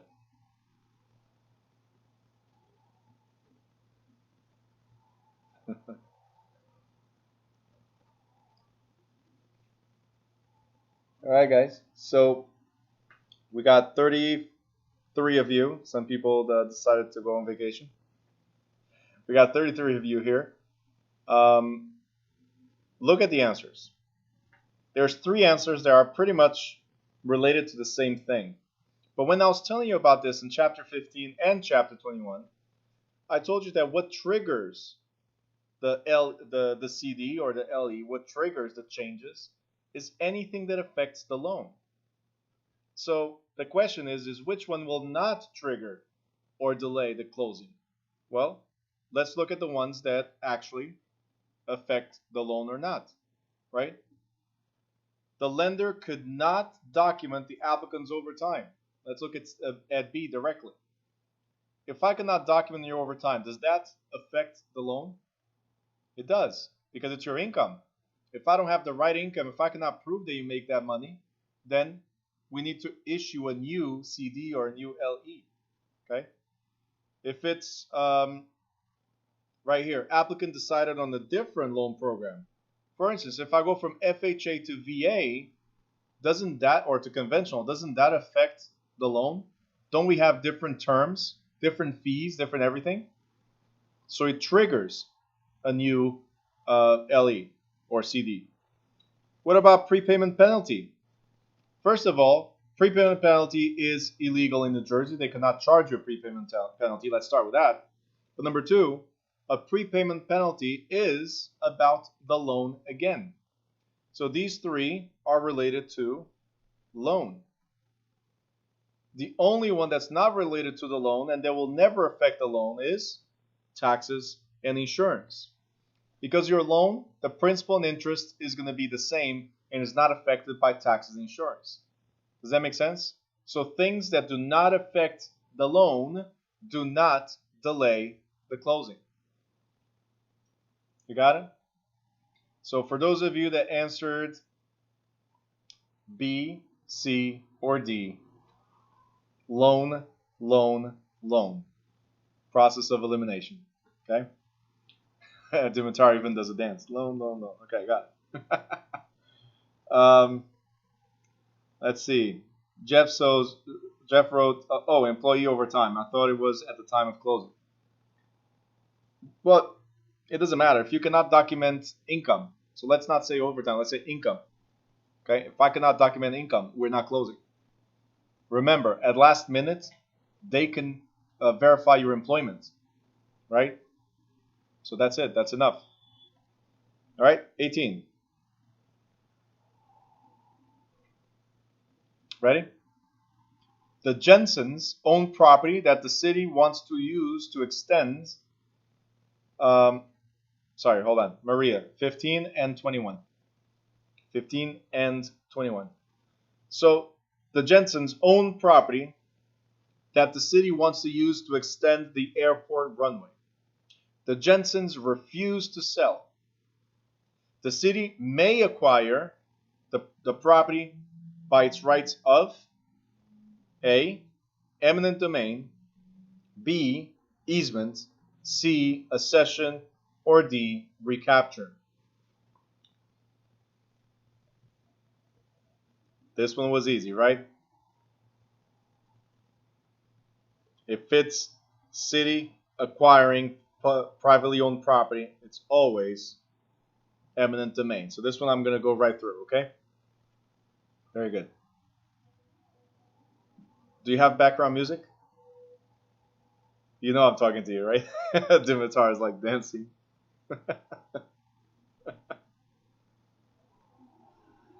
Oh, man. All right, so next. Georgia Brown sold her listed home herself. Let's pay attention to this one. There's a lot of questions in the state exam that are similar to this type of scenario. So Georgia Brown sold her listed home herself and did not owe anyone a commission. The listing she had signed was probably what? Multiple listing, net listing, exclusive right to sell listing, or exclusive agency listing. Georgia Brown sold her listed home herself and did not owe anyone a commission. The listing that she had signed was probably, so keywords, sign, and did not owe commission.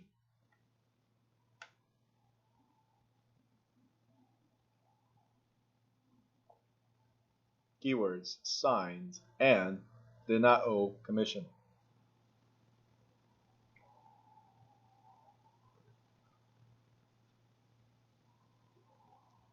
There's going to be like, today, it's going to be like 4 or 5 questions that are very similar. Because again, in the state exam, there are questions that are very similar as well.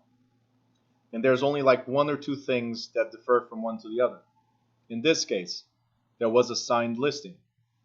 In this case, you did not have to pay commission if you sold it yourself. So there was some type of commitment, but we were not fully married yet. Okay? So, correct answer for 19 is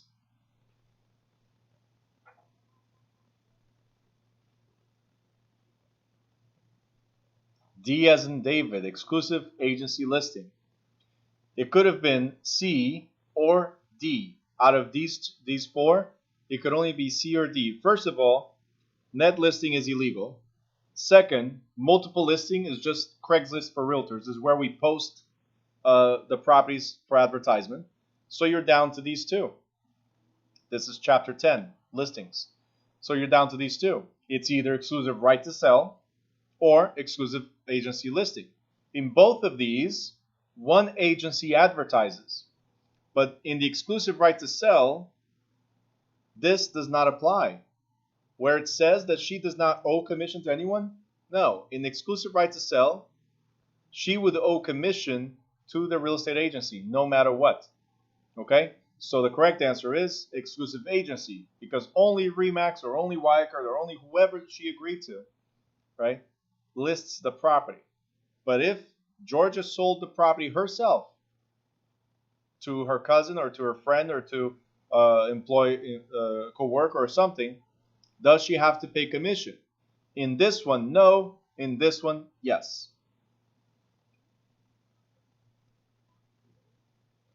Okay? Those of you that were confused, did you get it? We're good now? Okay. So I know you guys get confused with these too. That's why, again, I slowed down, and again, I'm telling you, there's going to be a lot of questions very similar to this.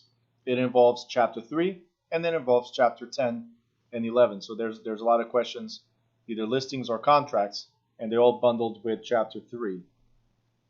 Next, we just did this recently. It says federal income tax regulations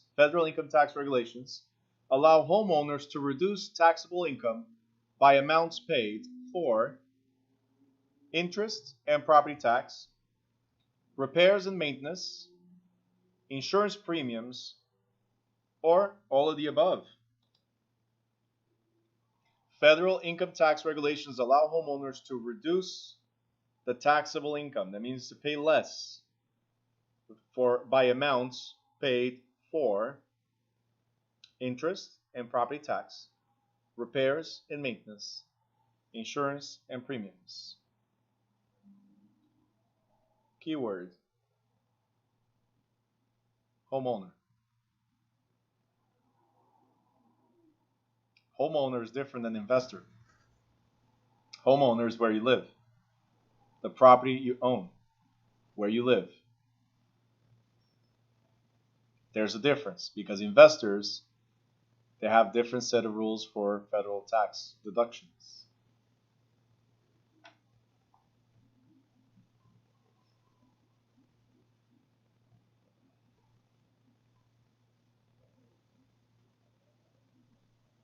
Okay. Scratching your heads, a few of you.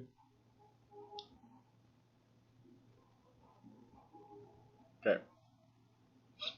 So, sorry. Nope. Shaisha just went like, oh my god. Nope. Ready? Nope. This is going to be like a TikTok. Nope. Nope. Nope. Yep. I know, I spent a lot of time on TikTok. I know. All right. So anyway, remember this. Interest and property tax. You always can deduct. Doesn't matter if you're just a homeowner or if you're an investor, meaning you have a property that you do not live in. Okay? Properties that you live in, the only thing you can deduct most likely is interest paid on your mortgage and always the taxes. If you're an investor, it's a property that you do not live in, you can claim repairs and maintenance. We can never claim insurance premiums. Therefore, D would be totally incorrect. Insurance premiums we never claim as tax deductions. Got it? So, the only potential answers would have been A or B, but because the keyword is homeowner, not investor, then the only thing that you can deduct is interest and property taxes.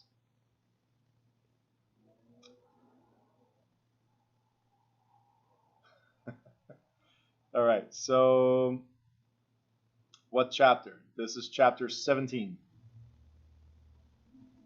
And also chapter 8 that talks about taxes. So only because in chapter 8 we talk about homeowner and taxes. In chapter 17 we talk about investors and taxes. Okay?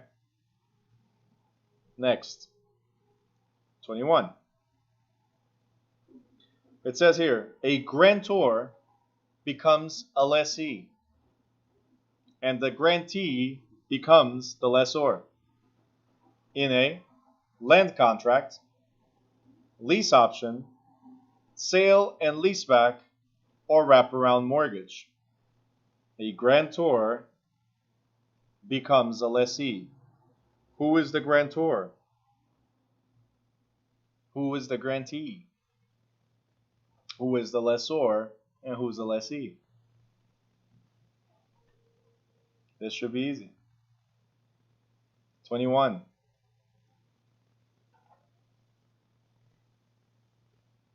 Let me translate as you guys are writing. Seller. Tenant. Buyer.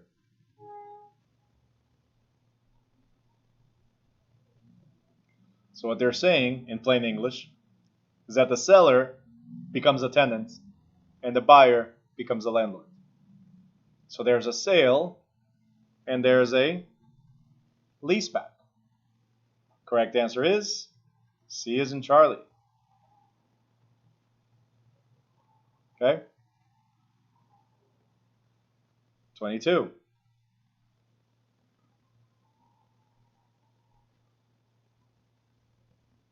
$21 no answer? Gotta answer something, just put whatever.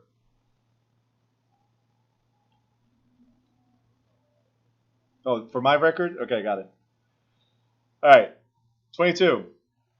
Ben Wolf has defaulted in payment of several debts, and the court has ordered his property sold to satisfy them. Which of the following would be considered the prior lien? Prior means priority. So the prior lien. The outstanding mortgage dated and recorded 1 year ago. The current real estate taxes. A mechanic's lien for work that was started 2 months ago before the mortgage was recorded. Or a court judgment rendered and recorded last month. Which one is considered in terms of foreclosure, because that's what's happening here, in terms of foreclosure, which one of these is considered the prior lien or priority lien? I think I drilled this enough, right? Yara, oh no, Victoria, 222? We're on question number 22. It's okay, you don't have to correct.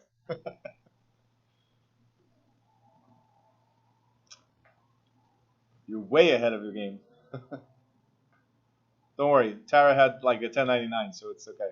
You guys are like...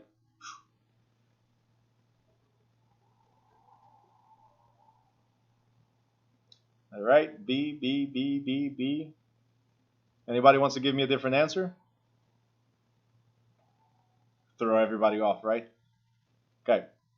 Correct answer is always, always, always taxes first. Then comes whoever recorded first. Okay? So priority would be number 1, 2 months before. Okay, hold on. Actually,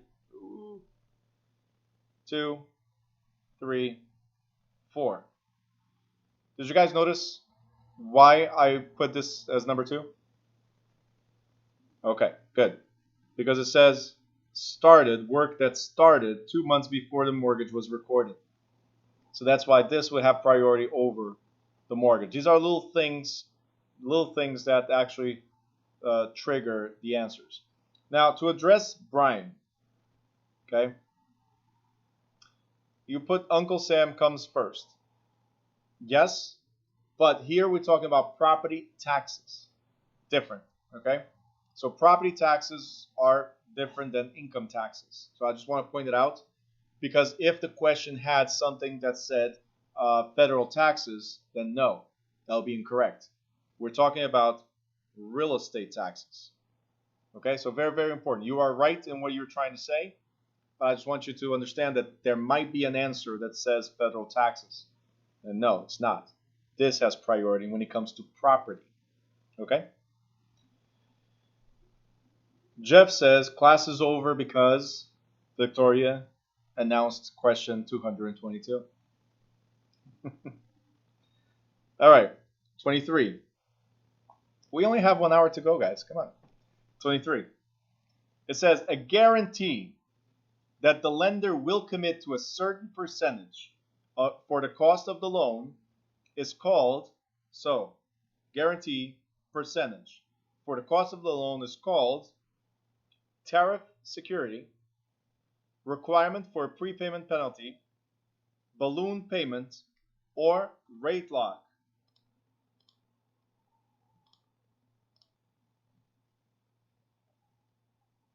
It says guarantee that the lender will commit to a certain percentage for the cost of the loan is called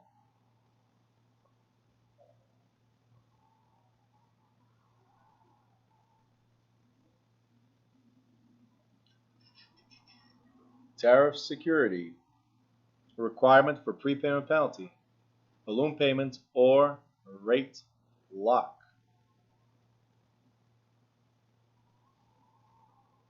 Don't think too much. Answer.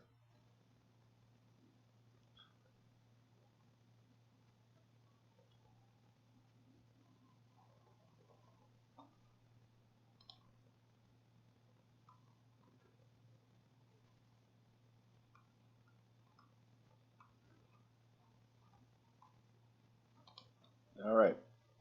There's still a few of you that did not answer. 31. Come on. Let's put some answers through.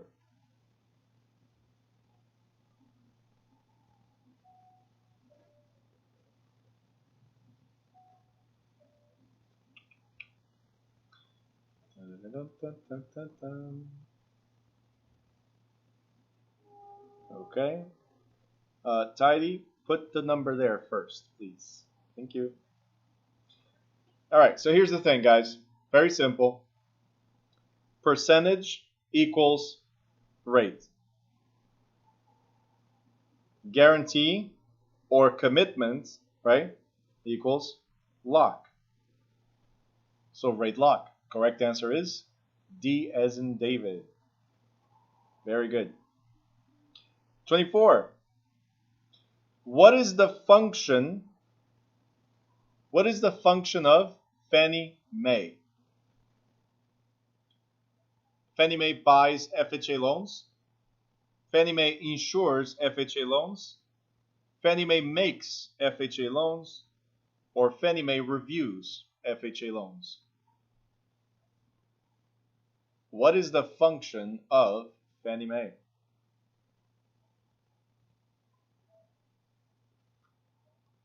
What does grandma do, right? We have grandma, we have the baby, Ginny Mae, and we have Mac Daddy, Freddie Mac.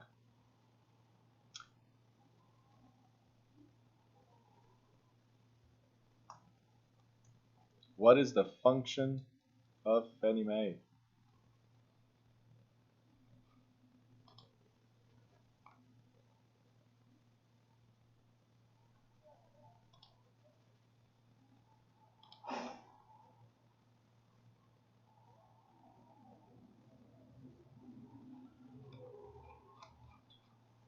All right.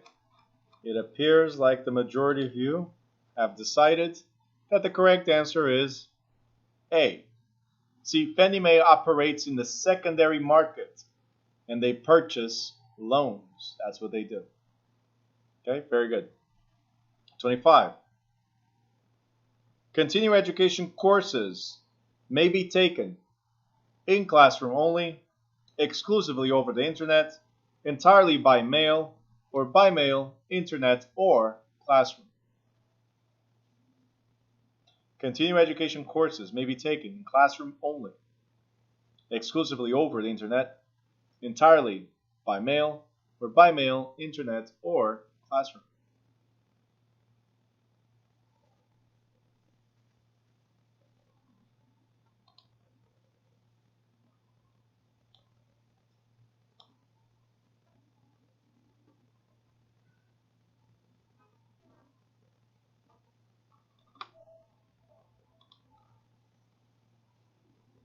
All right, and the correct answer is exactly what you guys did.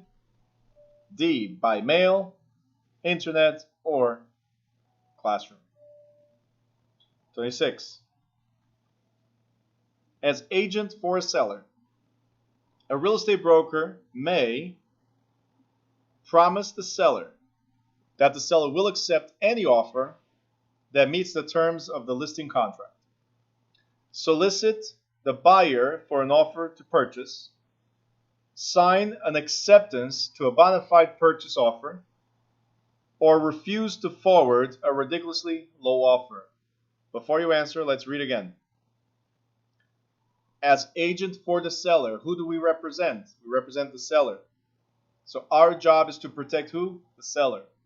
So A, can we promise that the seller will accept any offer that meets the terms of the listing, solicit or search or try to get or procure a buyer for an offer to purchase, sign an offer on behalf of the seller, pretty much that's what it says, or refuse offers on behalf of the seller?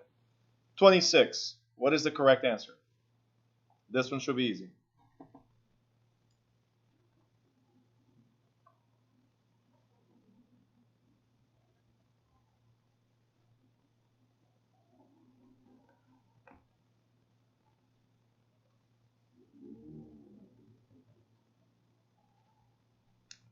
And the correct answer is B as in boy. Very good. See, we cannot tell the buyer, hey, they'll take whatever's on the listing, so as long as you meet it, you're good. We cannot sign or accept any offer on behalf of the seller, and we cannot refuse any offer. In fact, we must present any offer. Okay? So very good. 27. We already addressed this before. This is something else I want to talk to you guys about. What I'm going to read right now. Some questions pop up like as question number 3, and then as question 27, and then as question 80 something. Meaning they're very similar. One little thing that changes, but maybe the first question will answer the last question. Does that make sense? So if you remember, you can always go back and change if this one is leaves you with more certainty of what it will be. So the new combined federal TRID. And what is TRID? Truth in Lending Act, RESPA integrated disclosures. They require a lender to provide the loan estimate within 3 business days of a completed loan application. They forbid the use of the term annual percentage rate. They prevent a broker from saying FHA financing available in a classified ad, or they require all mortgage loan applications to be made in a standard government form. The new combined TRID requires a lender to provide a loan estimate within 3 business days of completed loan application. Forbids the use of the term annual percentage rate. Prevents a broker from saying FHA financing available in the classified ad. Or requires all mortgage loan applications to be made on the standard government form.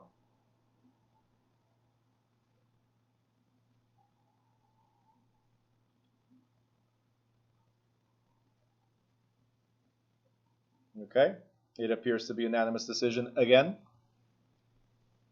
And the correct answer is A. Because of TRID, you need to get the LE within 3 business days of a completed application. That is correct. Very good, very good. So, as of right now, we guys pass. As of right now. We still have a bunch of questions to go, but you're doing good.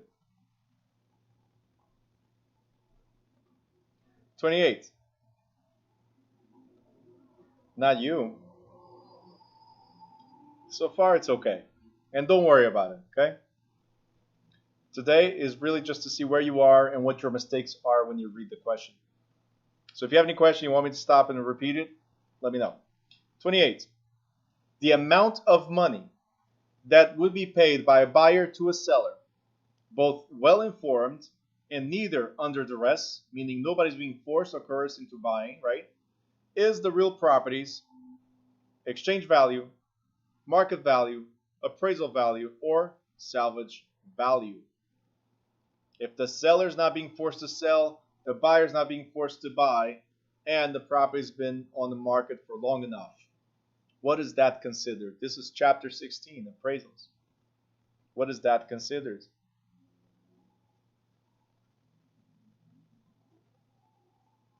So far, only 1, 2,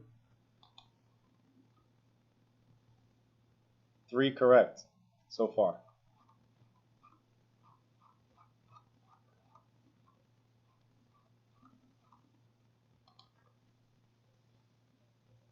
And I was just saying you guys were doing great, huh?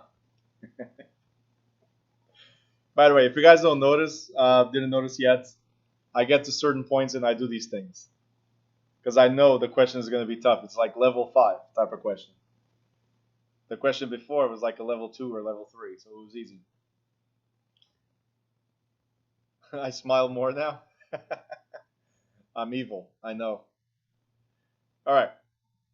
So, I know this one, tough, right? It's actually not that tough, but it's tough. Look, the question is about market value. It's not about exchange value because we're not exchanging. It's not about appraised value because we're not appraising. And it's not about the salvage value because salvage, that means it's destroyed and we're going to recover it. Okay? Market value is what a buyer will offer to a property, right, without being forced to buy.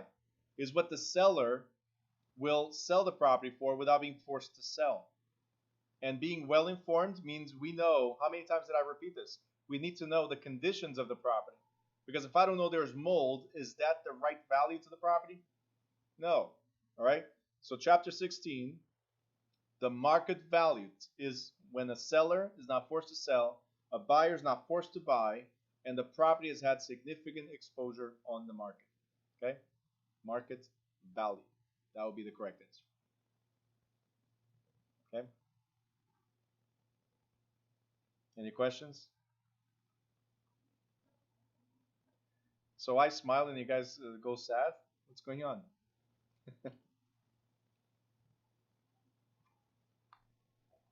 All right, Courtney says she's back. Hi, Courtney, back. All right, calculators. Here comes the evil smile again, by the way.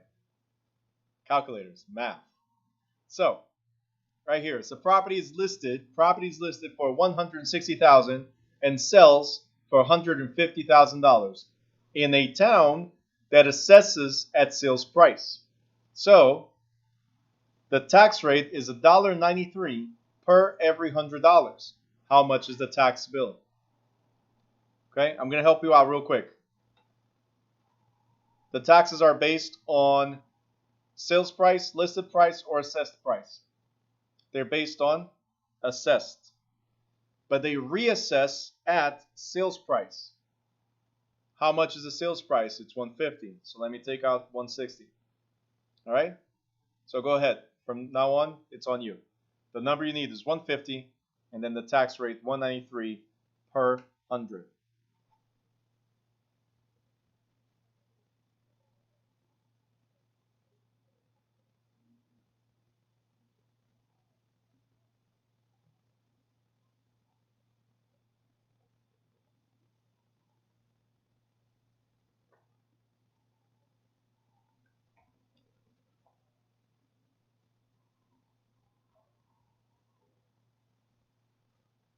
So here, put the answer, the question number, please.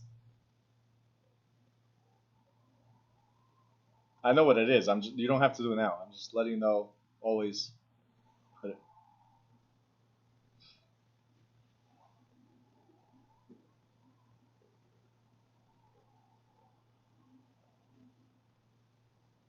Damn, everybody has the same answer? What are you guys sharing answers? Is that what it is? It's great that we work as a group, but come on. All right, because you guys are doing this too fast, I'm going to help you out and give you the answers. Is it A, 289.50 cents, B, 308.80 cents, C, 2,895, or D, 3,088?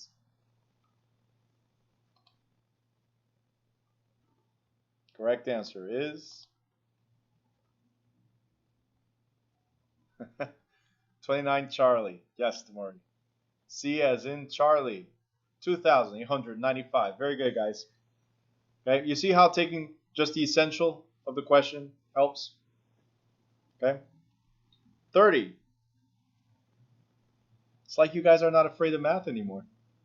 Except for Brian. He just went 29.6. I don't know what that means. So... All right, Melissa the banker says wait. She got an extra 0. Didn't you do this last time as well?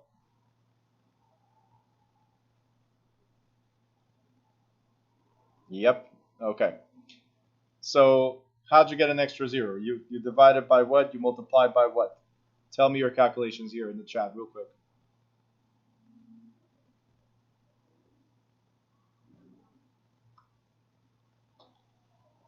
100. Just type the whole calculation.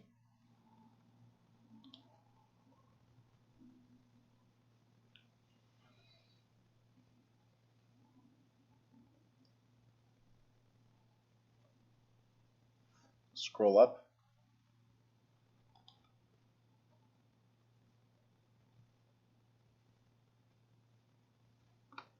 Natalia closed her book, she says. I just noticed that. Finally. All right. I don't know what she wants me to scroll up. I'm scrolling up. I see Mauricio making a comment about my evil smile.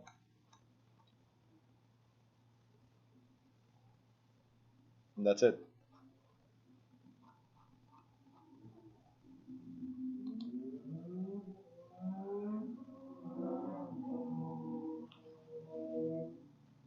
Oh, you want me to go to the question. Got it.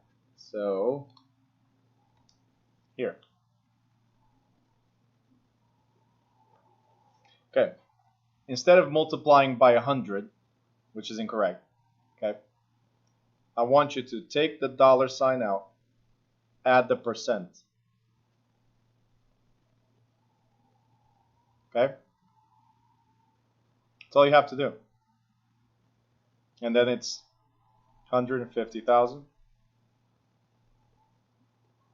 times 1.93.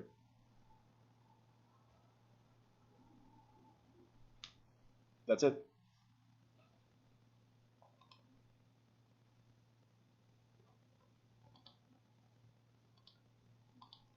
Let me just show you guys what she wrote. I'm sure you guys saw it. Every time. Can win with Melissa. Every time.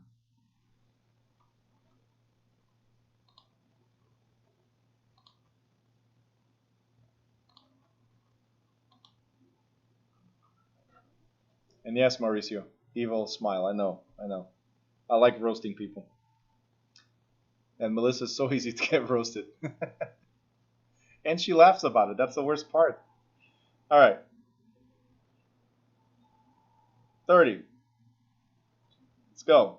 It says a real estate broker who received a commission for the sale of a home in a transaction in which neither the buyer nor the seller was a principal acted as A. Transaction broker, B. Seller's agent, C. Buyer's broker, or D. Dual agent.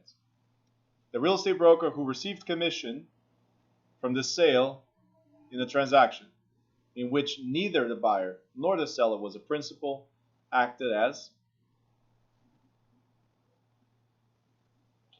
Dimitar is doing the chicken dance. I don't know.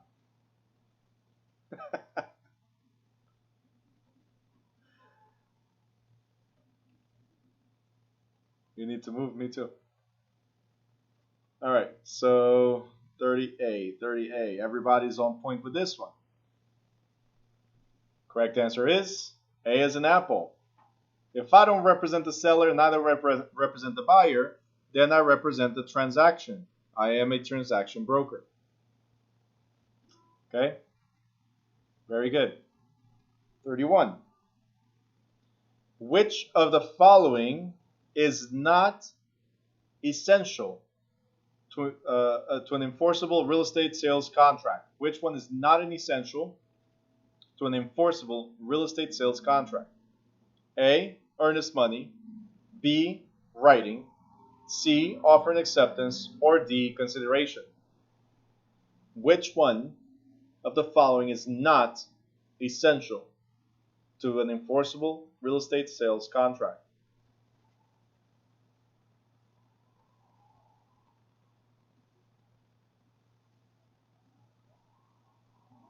Connie, I don't know what happened there. She goes 3-4-1. 3A1. All right, so everybody's saying A, and the correct answer is, since the majority of you are going at it, correct answer is A. The earnest money or good faith deposit, as it says, it's good faith. So do I have to? No, but it just shows that I'm serious about the transaction. That's all it is. That's chapter 11, contracts. 32. See, Tidy, you're doing better. All right, there's just a few things here and there. 32, we get blank from Mauricio. It's blank. So 32, the lender has agreed to finance furnished condominium units. The lender has agreed to a package mortgage, blanket mortgage, shared equity mortgage, or wraparound mortgage. If you are financing the purchase of the house and the furniture, that's what it says.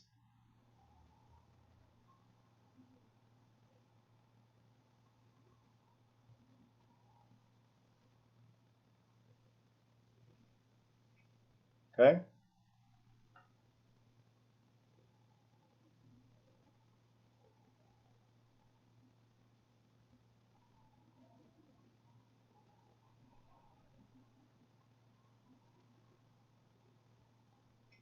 We're getting there. Very good. And the correct answer is package deal, because we're buying the house and the furniture. Very good. 33. It says a married couple who meet the ownership and occupancy requirements may sell a principal residence with no federal capital gain tax profit of up to $125,000, $250,000, $500,000, or any amount.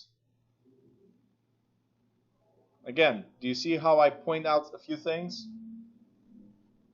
I do this with every single question. I need to know what they're talking about, what they're trying to figure out. Immediately start underlining or start taking notes somewhere about the question. So in this case, everybody's on point. And the answer is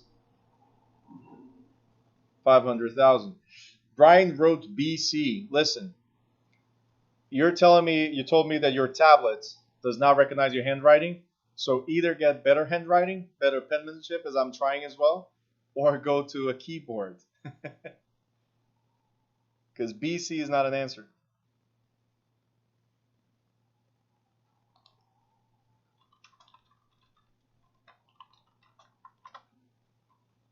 With exclamation point. Love it. I've always been a friend of attitude. All right, 34.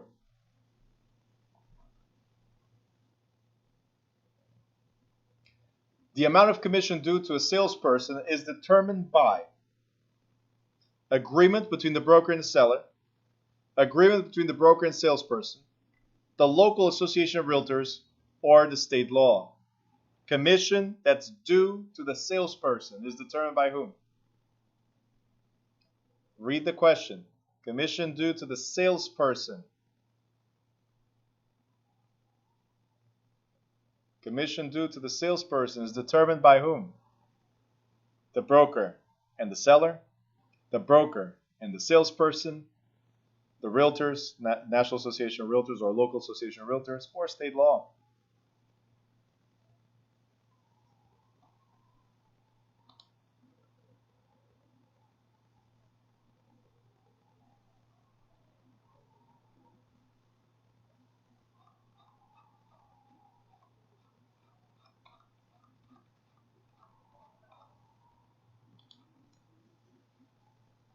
Okay.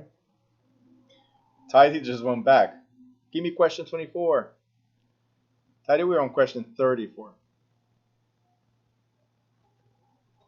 All right, what do we got?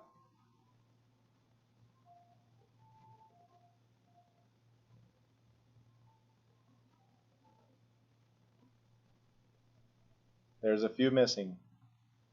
The amount of commission due to the salesperson, not to the broker, to the salesperson, is determined by whom or by what? And correct answer is B as in boy. See, the commission due to the brokerage is determined by the broker and the seller. Commission due to the salesperson is based on independent agreement when you start working for that agency, and is determined between the broker and the salesperson. Got it? Now, I'm sure, Tidy, you wrote C to say yes, right? That's Spanish, right? C. That's what it was. Got it. All right. For those of you that wrote A, that's what I was trying to show you. Again, salesperson. If they ask commission to the brokerage or commission to the broker, then A would be the answer. 35. The practice of refusing to lend mortgage money in certain neighborhoods is called blockbusting, redlining, bird dogging, or steering. You're fired, by the way.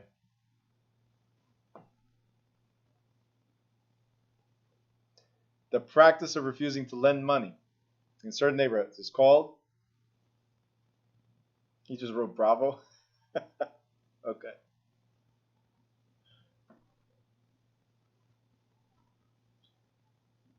Courtney, what are you writing? Blockbusting 35B?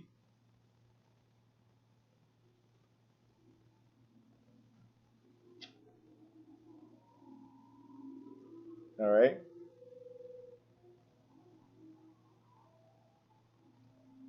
Correct answer. Every time they refuse to lend or insure, it's called redlining. That's refusing to lend or refusing to insure. Those are the key words that I highlighted right here. It's refusing to lend or insure, redlining. Blockbusting is scaring people into selling the home. Bird dogging is when you're paying somebody to find you deals. And steering is taking people either to or away from a particular area. So steer them to an area or away from it. Okay? So redlining is the correct answer. Chapter 4. 36. In a real estate sale, the transfer tax fees are usually paid by, we addressed this yesterday, 2 days ago, by the seller, by the state, by the buyer, or by the broker. Who pays the real estate transfer fees or transfer tax fees? Okay.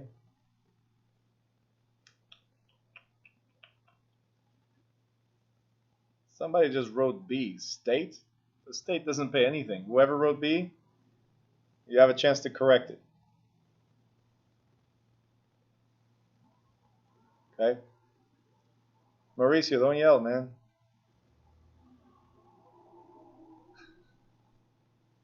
I felt it over here. It was vibrating in my ears.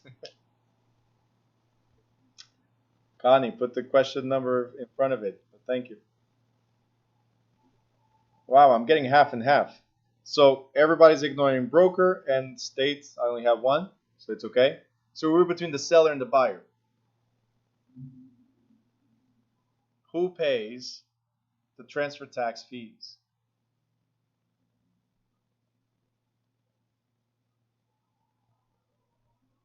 The seller is always responsible for paying the realty transfer tax fees.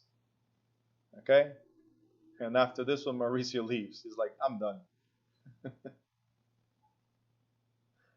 All right? It's always the seller. That's chapter 21 when you talk about expenses. All right, 37. Which of the following should you accept as evidence or proof of ownership in an estate in land? Quitclaim deed, title insurance policy, warranty deed, or affidavit. Which one is proof or evidence of ownership?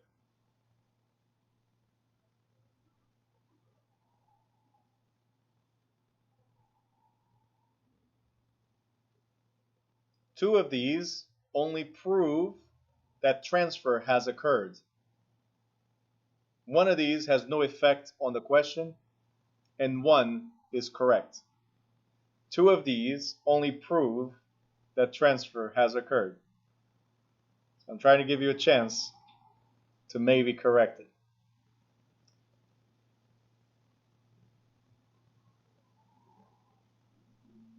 I'm just making it worse, right? What is an affidavit? It's just a sworn statement, right? Is you saying, I promise that this is true, or something like that, right? So let's take this one out, okay? Well, now, process of elimination. If they're asking which one of these, and two are very similar, then process of elimination will tell us to take those two out. Remember, deeds, remember I even put in big letters? Deeds are not proof or evidence of ownership. They just prove that a transfer occurred. There are 4 ways to prove or evidence ownership. It's the abstract of title and attorney's opinion, number 1. It's the title insurance, number 2. It's the torrent certificate, number 3. Or certificate of title, number 4. These are the 4 methods. So correct answer was B as in boy. When we're talking about evidence or proof of ownership, it's only one of these 4. Okay? Deed just proves transfer.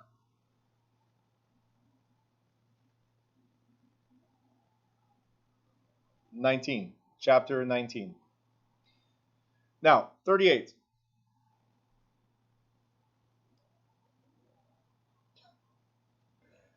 All right. No worries, man. You can always go potty whenever you want. It's that White Claw, man. Whatever you're drinking, that's what it is. All right, 38. An appraiser would not generally use which of these items to determine the replacement cost of a building? Square footage, unit in place, original cost, or quantity survey. Before you guys answer, if you don't know, do process of elimination. It's either square footage, units in place, original cost, or quantity survey. We're trying to determine the replacement cost of a building.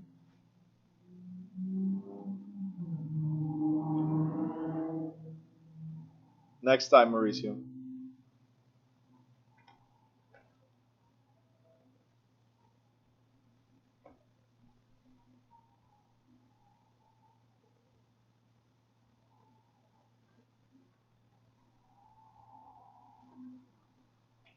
Which one stands out from these? Which one is not equal to the others?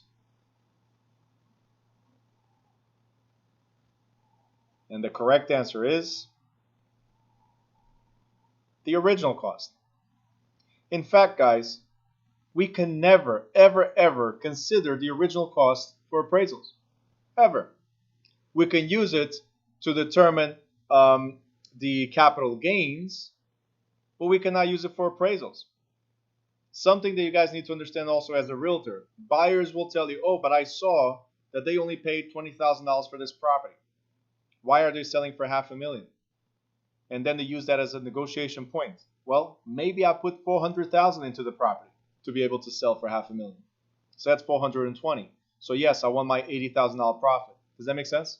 So we can never, ever, ever, ever use original cost as a point of appraisal or valuation of a property or even an offer on a property.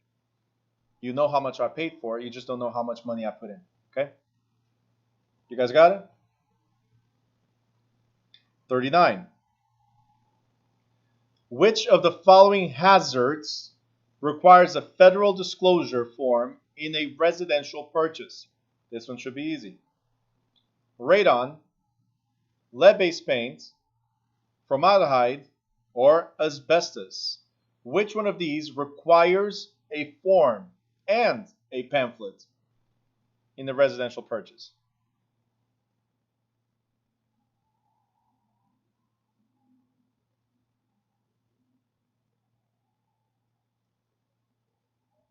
Oh. There was a slide over there. It was going great. Which one requires? If the property was built before 1978, then most likely it had lead-based paint. And the only one that's required to present, or to be presented, as a warning to potential buyers or tenants is lead-based paint. Okay? It's called the Lead-Based Paint Hazard Reduction Act.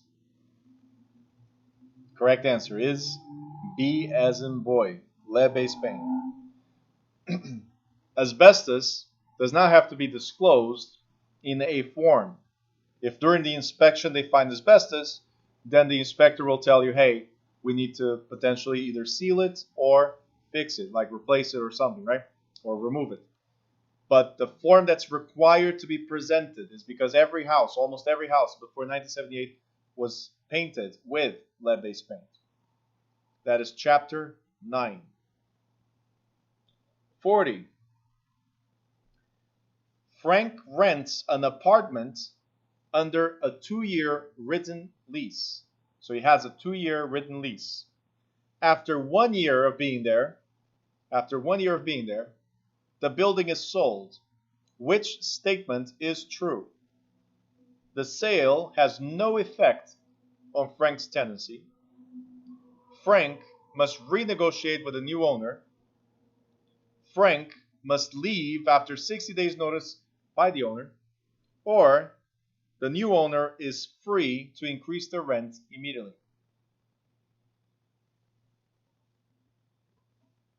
This one's easy, right?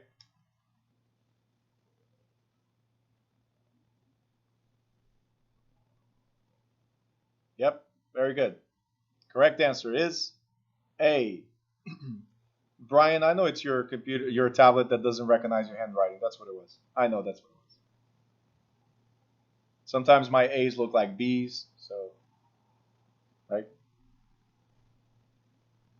R's, B's, could be any of these. Correct answer is A is an apple. A lease cannot be dissolved or cannot be canceled just because there's a new owner. It has to be honored. So it has no effect on Frank's tenancy. He's still a tenant even though there's a new owner.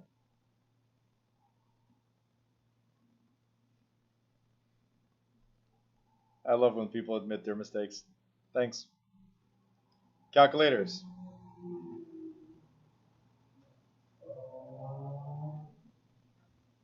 How many times do people look at numbers and think, oh, I need a calculator, right?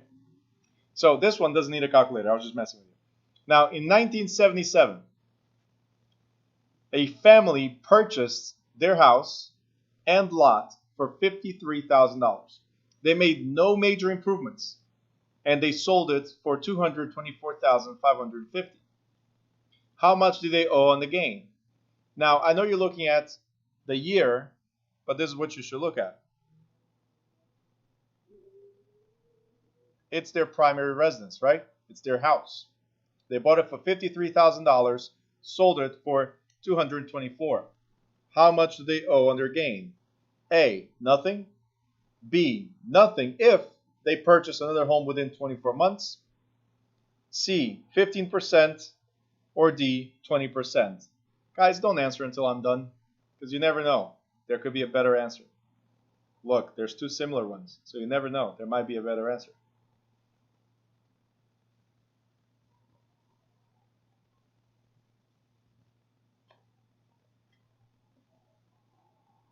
And the correct answer is nothing. See, even if it was single, the fact that it's the family home, their house, right? And they sold it for $224,000 minus whatever they put in, it's still under the threshold. So either way, whether single or combined, right, family, they will pay nothing. Okay? And they've lived there since. There's nothing here in the question that says they didn't live in the past 2 years, right, or 5 years. Correct. $500,000. So Mauricio just wrote $500,000 or $250,000 if you're single. But like a question before. So there's a lot of questions that repeat. Next. This one's a juicy one. I like it. A realtor, pay attention. A realtor is, this is like level 3 question of being tricky. A realtor is any active broker, an attorney in fact, any licensed agent, or a member of a trade association. Go.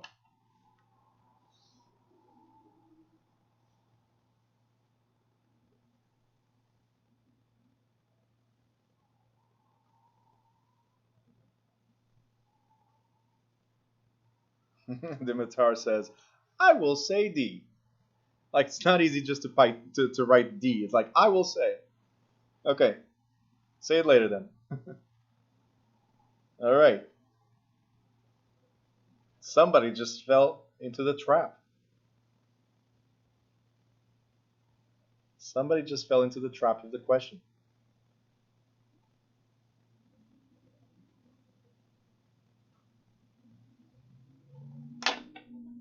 Look, let's start with that. This means registered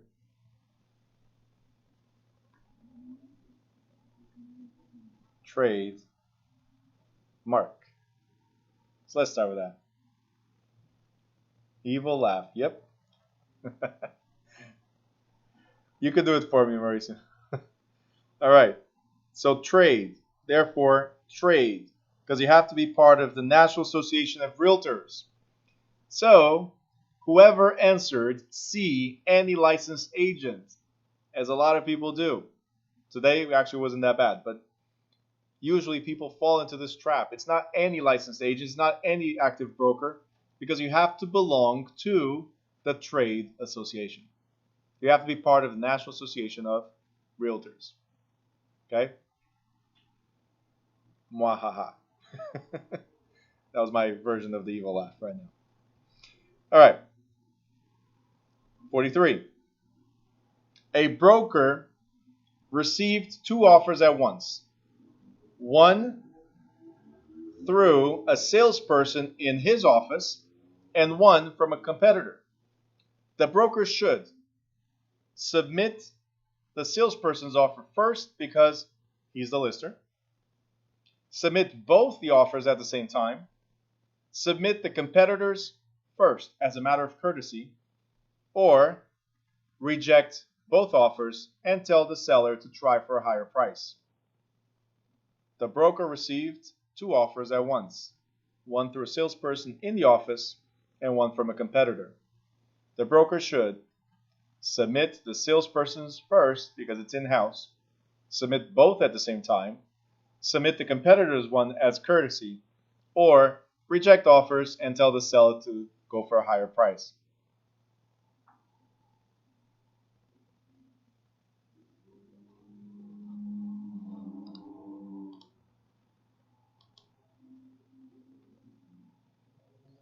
All right. It looks like everybody is in agreement that the answer is, doesn't matter who brings the offer, all offers must be presented at the same time or right away. Very good. Okay. 44. The act by which all parties agree to the terms of the contract is known as legality of the object, consideration, meeting of the minds, or informed consent.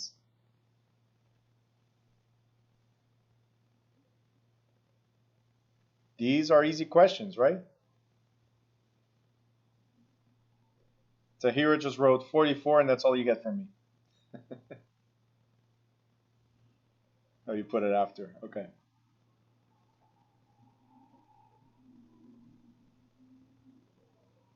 All right. Everybody's in agreement that the answer is meeting of the minds. Very good. So when we are in agreement, we are with meeting of the minds. Our minds have met in agreement. Next, 45. A refusal to rent to a couple because they are unmarried violates A, no law, B, New Jersey law, C, Civil Rights Act of 1866, or D, Fair Housing Act of 1968. Do not answer yet. Do not answer yet. Stop.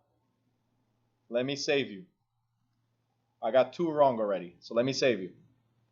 Look what I highlight. Unmarried. Marital status. It's nowhere near any of these two. Marital status. Go. Give me the answers.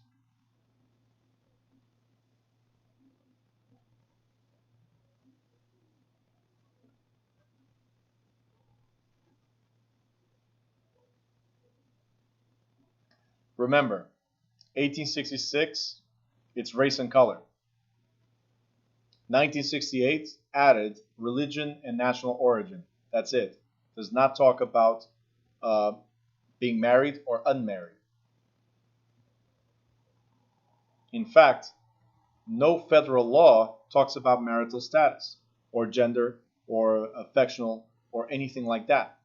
There's only one law that covers almost everything, including these, and that is New Jersey law. So the correct answer is B as in boy, chapter 4.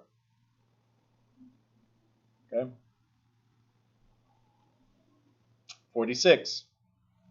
An exemption from a portion of property taxes, or all, it doesn't say here, but an exemption is already a reduction, is available to whom?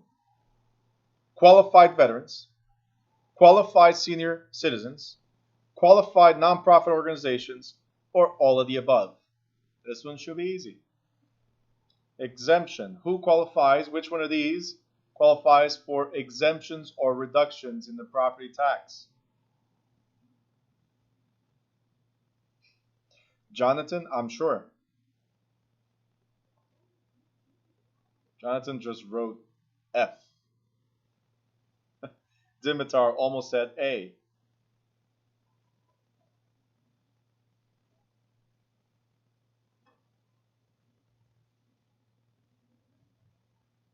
But my answer is D. Okay, got it. Tidy says ABC. Okay, all of them. That's what you're trying to say? Josh just played, you know Who Wants to Be a Millionaire, right? They give you the options, and they go like, I'm leaning towards A, but I'm going to say D, right? That's exactly how he played it right now. All right, guys. Correct answer is all of the above. Absolutely. All of the above. They qualify. Very good. 47.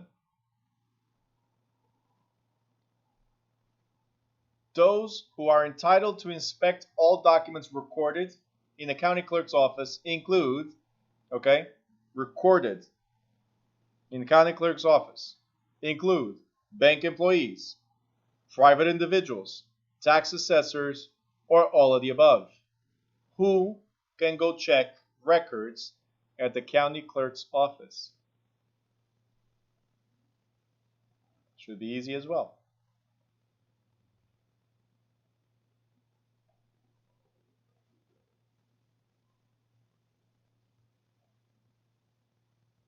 All right. And the majority of you are answering correctly. So you got it. Anybody, anyone can go, because county clerk's records are called public records. Therefore, the public can go there and get it. You want to know what's up with somebody's property, right? You want to know what's going on with Victoria's property, what's going on with Tamori's property, what's going on with Moses' property, what's going on with my property? Go ahead. It's public records. Nothing wrong with that. You don't know all the details, but you know, your son answered, very good. You don't know all the details, but you know what's recorded against it. That's it. So you know if it has liens or if it doesn't have liens. You know if there's a foreclosure or if there's no foreclosure. And that's how we get lists. They are called pre-foreclosure lists. When people are starting to default, is based on their credit, we buy those lists. When people get into foreclosure, so they initiate the action, we get those lists. That's because it's recorded against public records. Okay?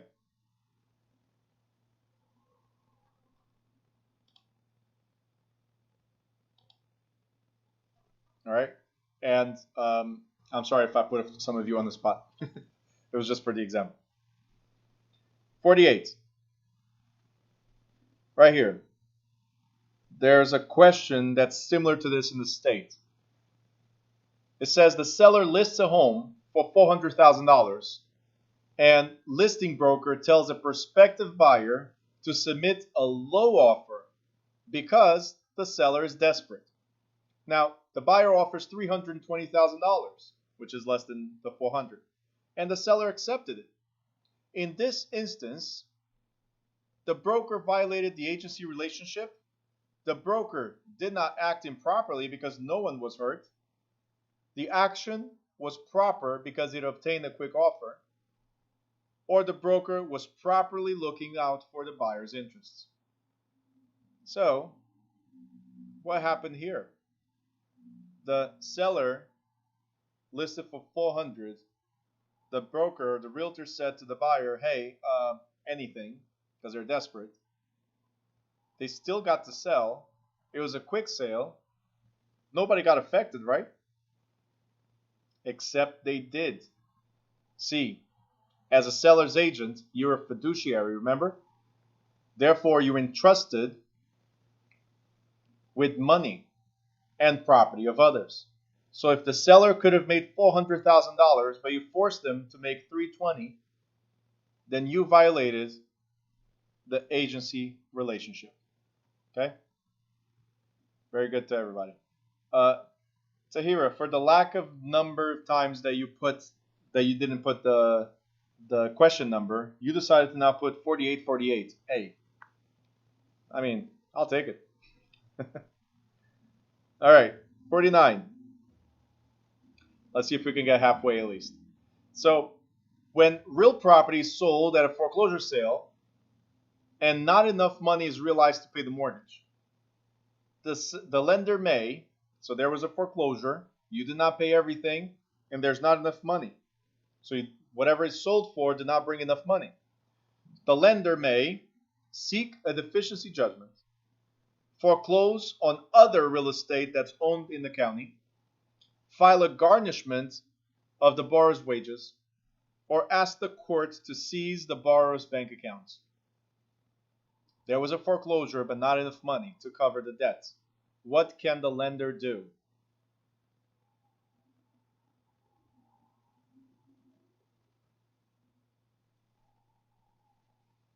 Very good. Everybody's on point. Right there. A, they could go after the difference. It's called deficiency. Okay? That means not enough. So deficiency. Very good. That is chapter 13 if you guys need. 50. Which of the following represents an economic obsolescence? Which of the following represents an economic obsolescence? For those of you making weird faces, so economic obsolescence. Obsolescence is something that affects the value of the property, okay? So for appraisal purposes, something that's in the way, let's say. It could be either physical, it could be, I just lost it. It could be physical, functional, or economic. There you go. Physical, functional, or economic. So, economic could be a rusted boiler, a poor floor plan, outmoded plumbing, or the car lot next door. There's 3 types of obsolescence. We have physical, functional, and economic.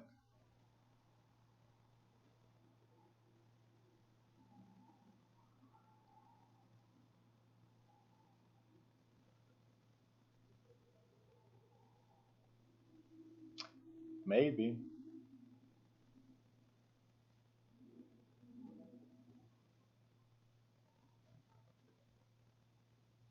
Ready?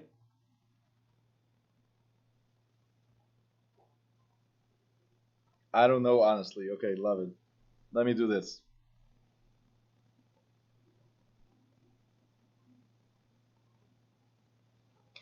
Economic is also called external obsolescence. Okay? So there's physical, there's functional, and there's external obsolescence. Very good.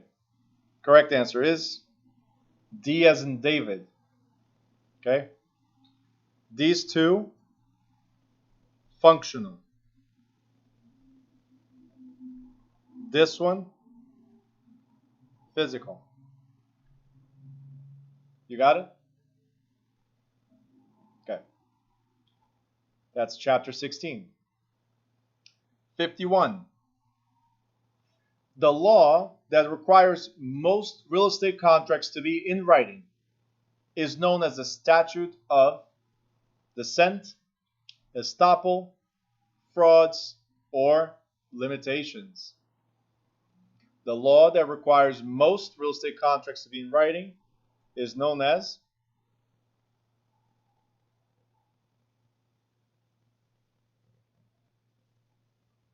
law of dissent. Cannot be, because that's for a will, right? So definitely not. Let me help you out. Estoppel, that's for mortgages. That's for financing. So, no. Statute of limitations just says that you have a limited amount of time to sue somebody. So correct answer is statute of frauds. This is chapter 11. Statute of frauds says that real estate contracts must be in writing if it's for the sale of real estate, or if it's a lease of more than 3 years. Okay? So correct answer is C as in Charlie. 52.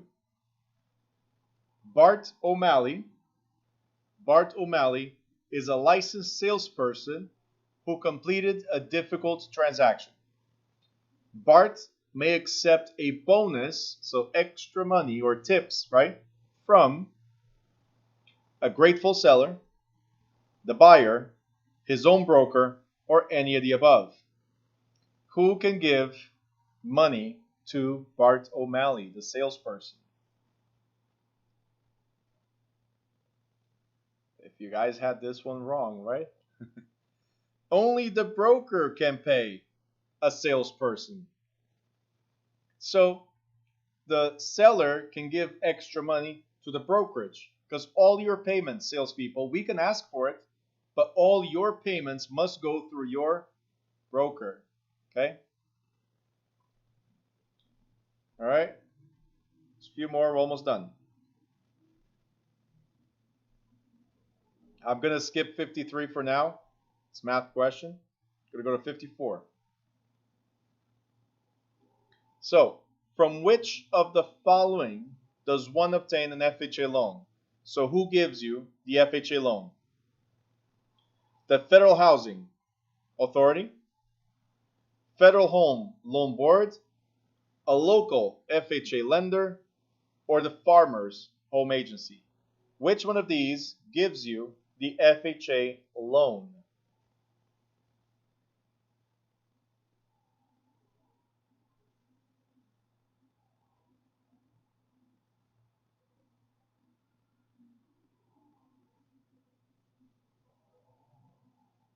You guys are falling into the trap. Some of you just fell into the trap.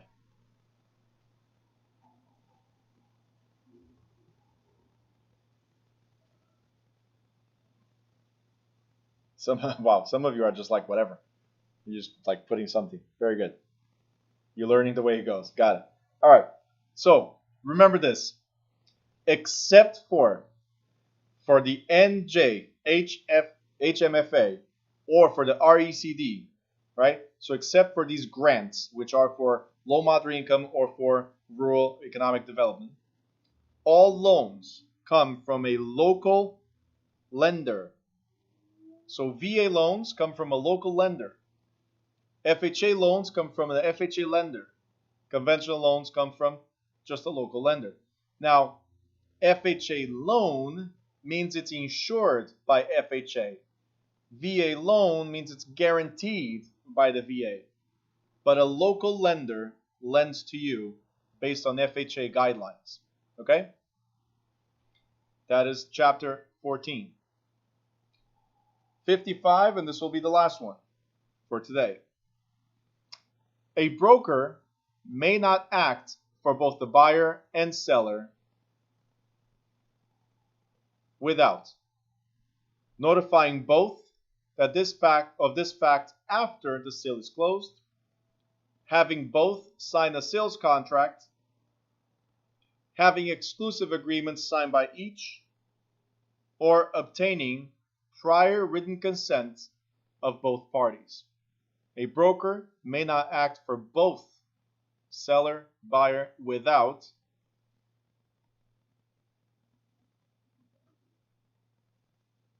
correct answer is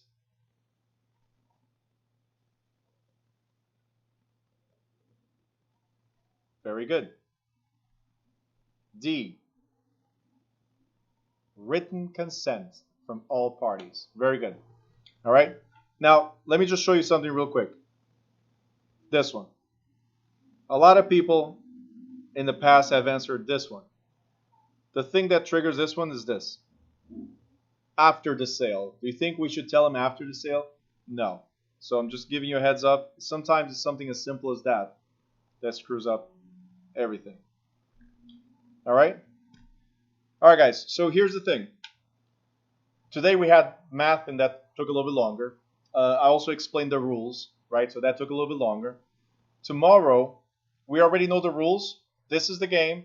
I want all of you to participate, write down the answers, and make sure you see now you have 55 answers. Well, 54 because we're missing one, right? But you have 55 answers. Figure out how many you had right, how many you had wrong, and then you don't have to tell me, because this right now is not for me, it's for you, right? Today and tomorrow. But you figure out what percentage you had, okay? Why is this important? For you to know where you are. That's all it is. Do you need to study specific areas more than others, right? Do you need to study it all? Do you need to ask me questions, right? So figure it out. I'm here to answer those questions. Remember, send me in the WhatsApp group. I will create quick videos for you, all right? So test yourselves. Mauricio's asking, what percentage do we need? So here's the thing. For the school, you need 75%. For the state, you need 70%. Mine's a little tougher, and as soon as you pass mine, I can almost guarantee you'll pass the state. You guys got it? So just figure out right now on this out of 54, it's easy. You divide whatever you had right, divide it by 54, and you got your answer. Okay? If you're doing good, if you're doing bad, if you need to answer a few things. If there's a question you don't know which chapter it relates to, then do me a favor, send me a message. Bruno, question number 55. Which chapter? And I'll let you know. Could you please explain? And I'll explain. Okay? Tomorrow, we have a different set of questions. I ask you and I beg you that you don't study those questions until tomorrow. We will do them together. Very, very important, okay? All right? Hope this is helpful. Bringing back memories, right? I'll see you tomorrow, 5:30. All right, guys. Have a good night.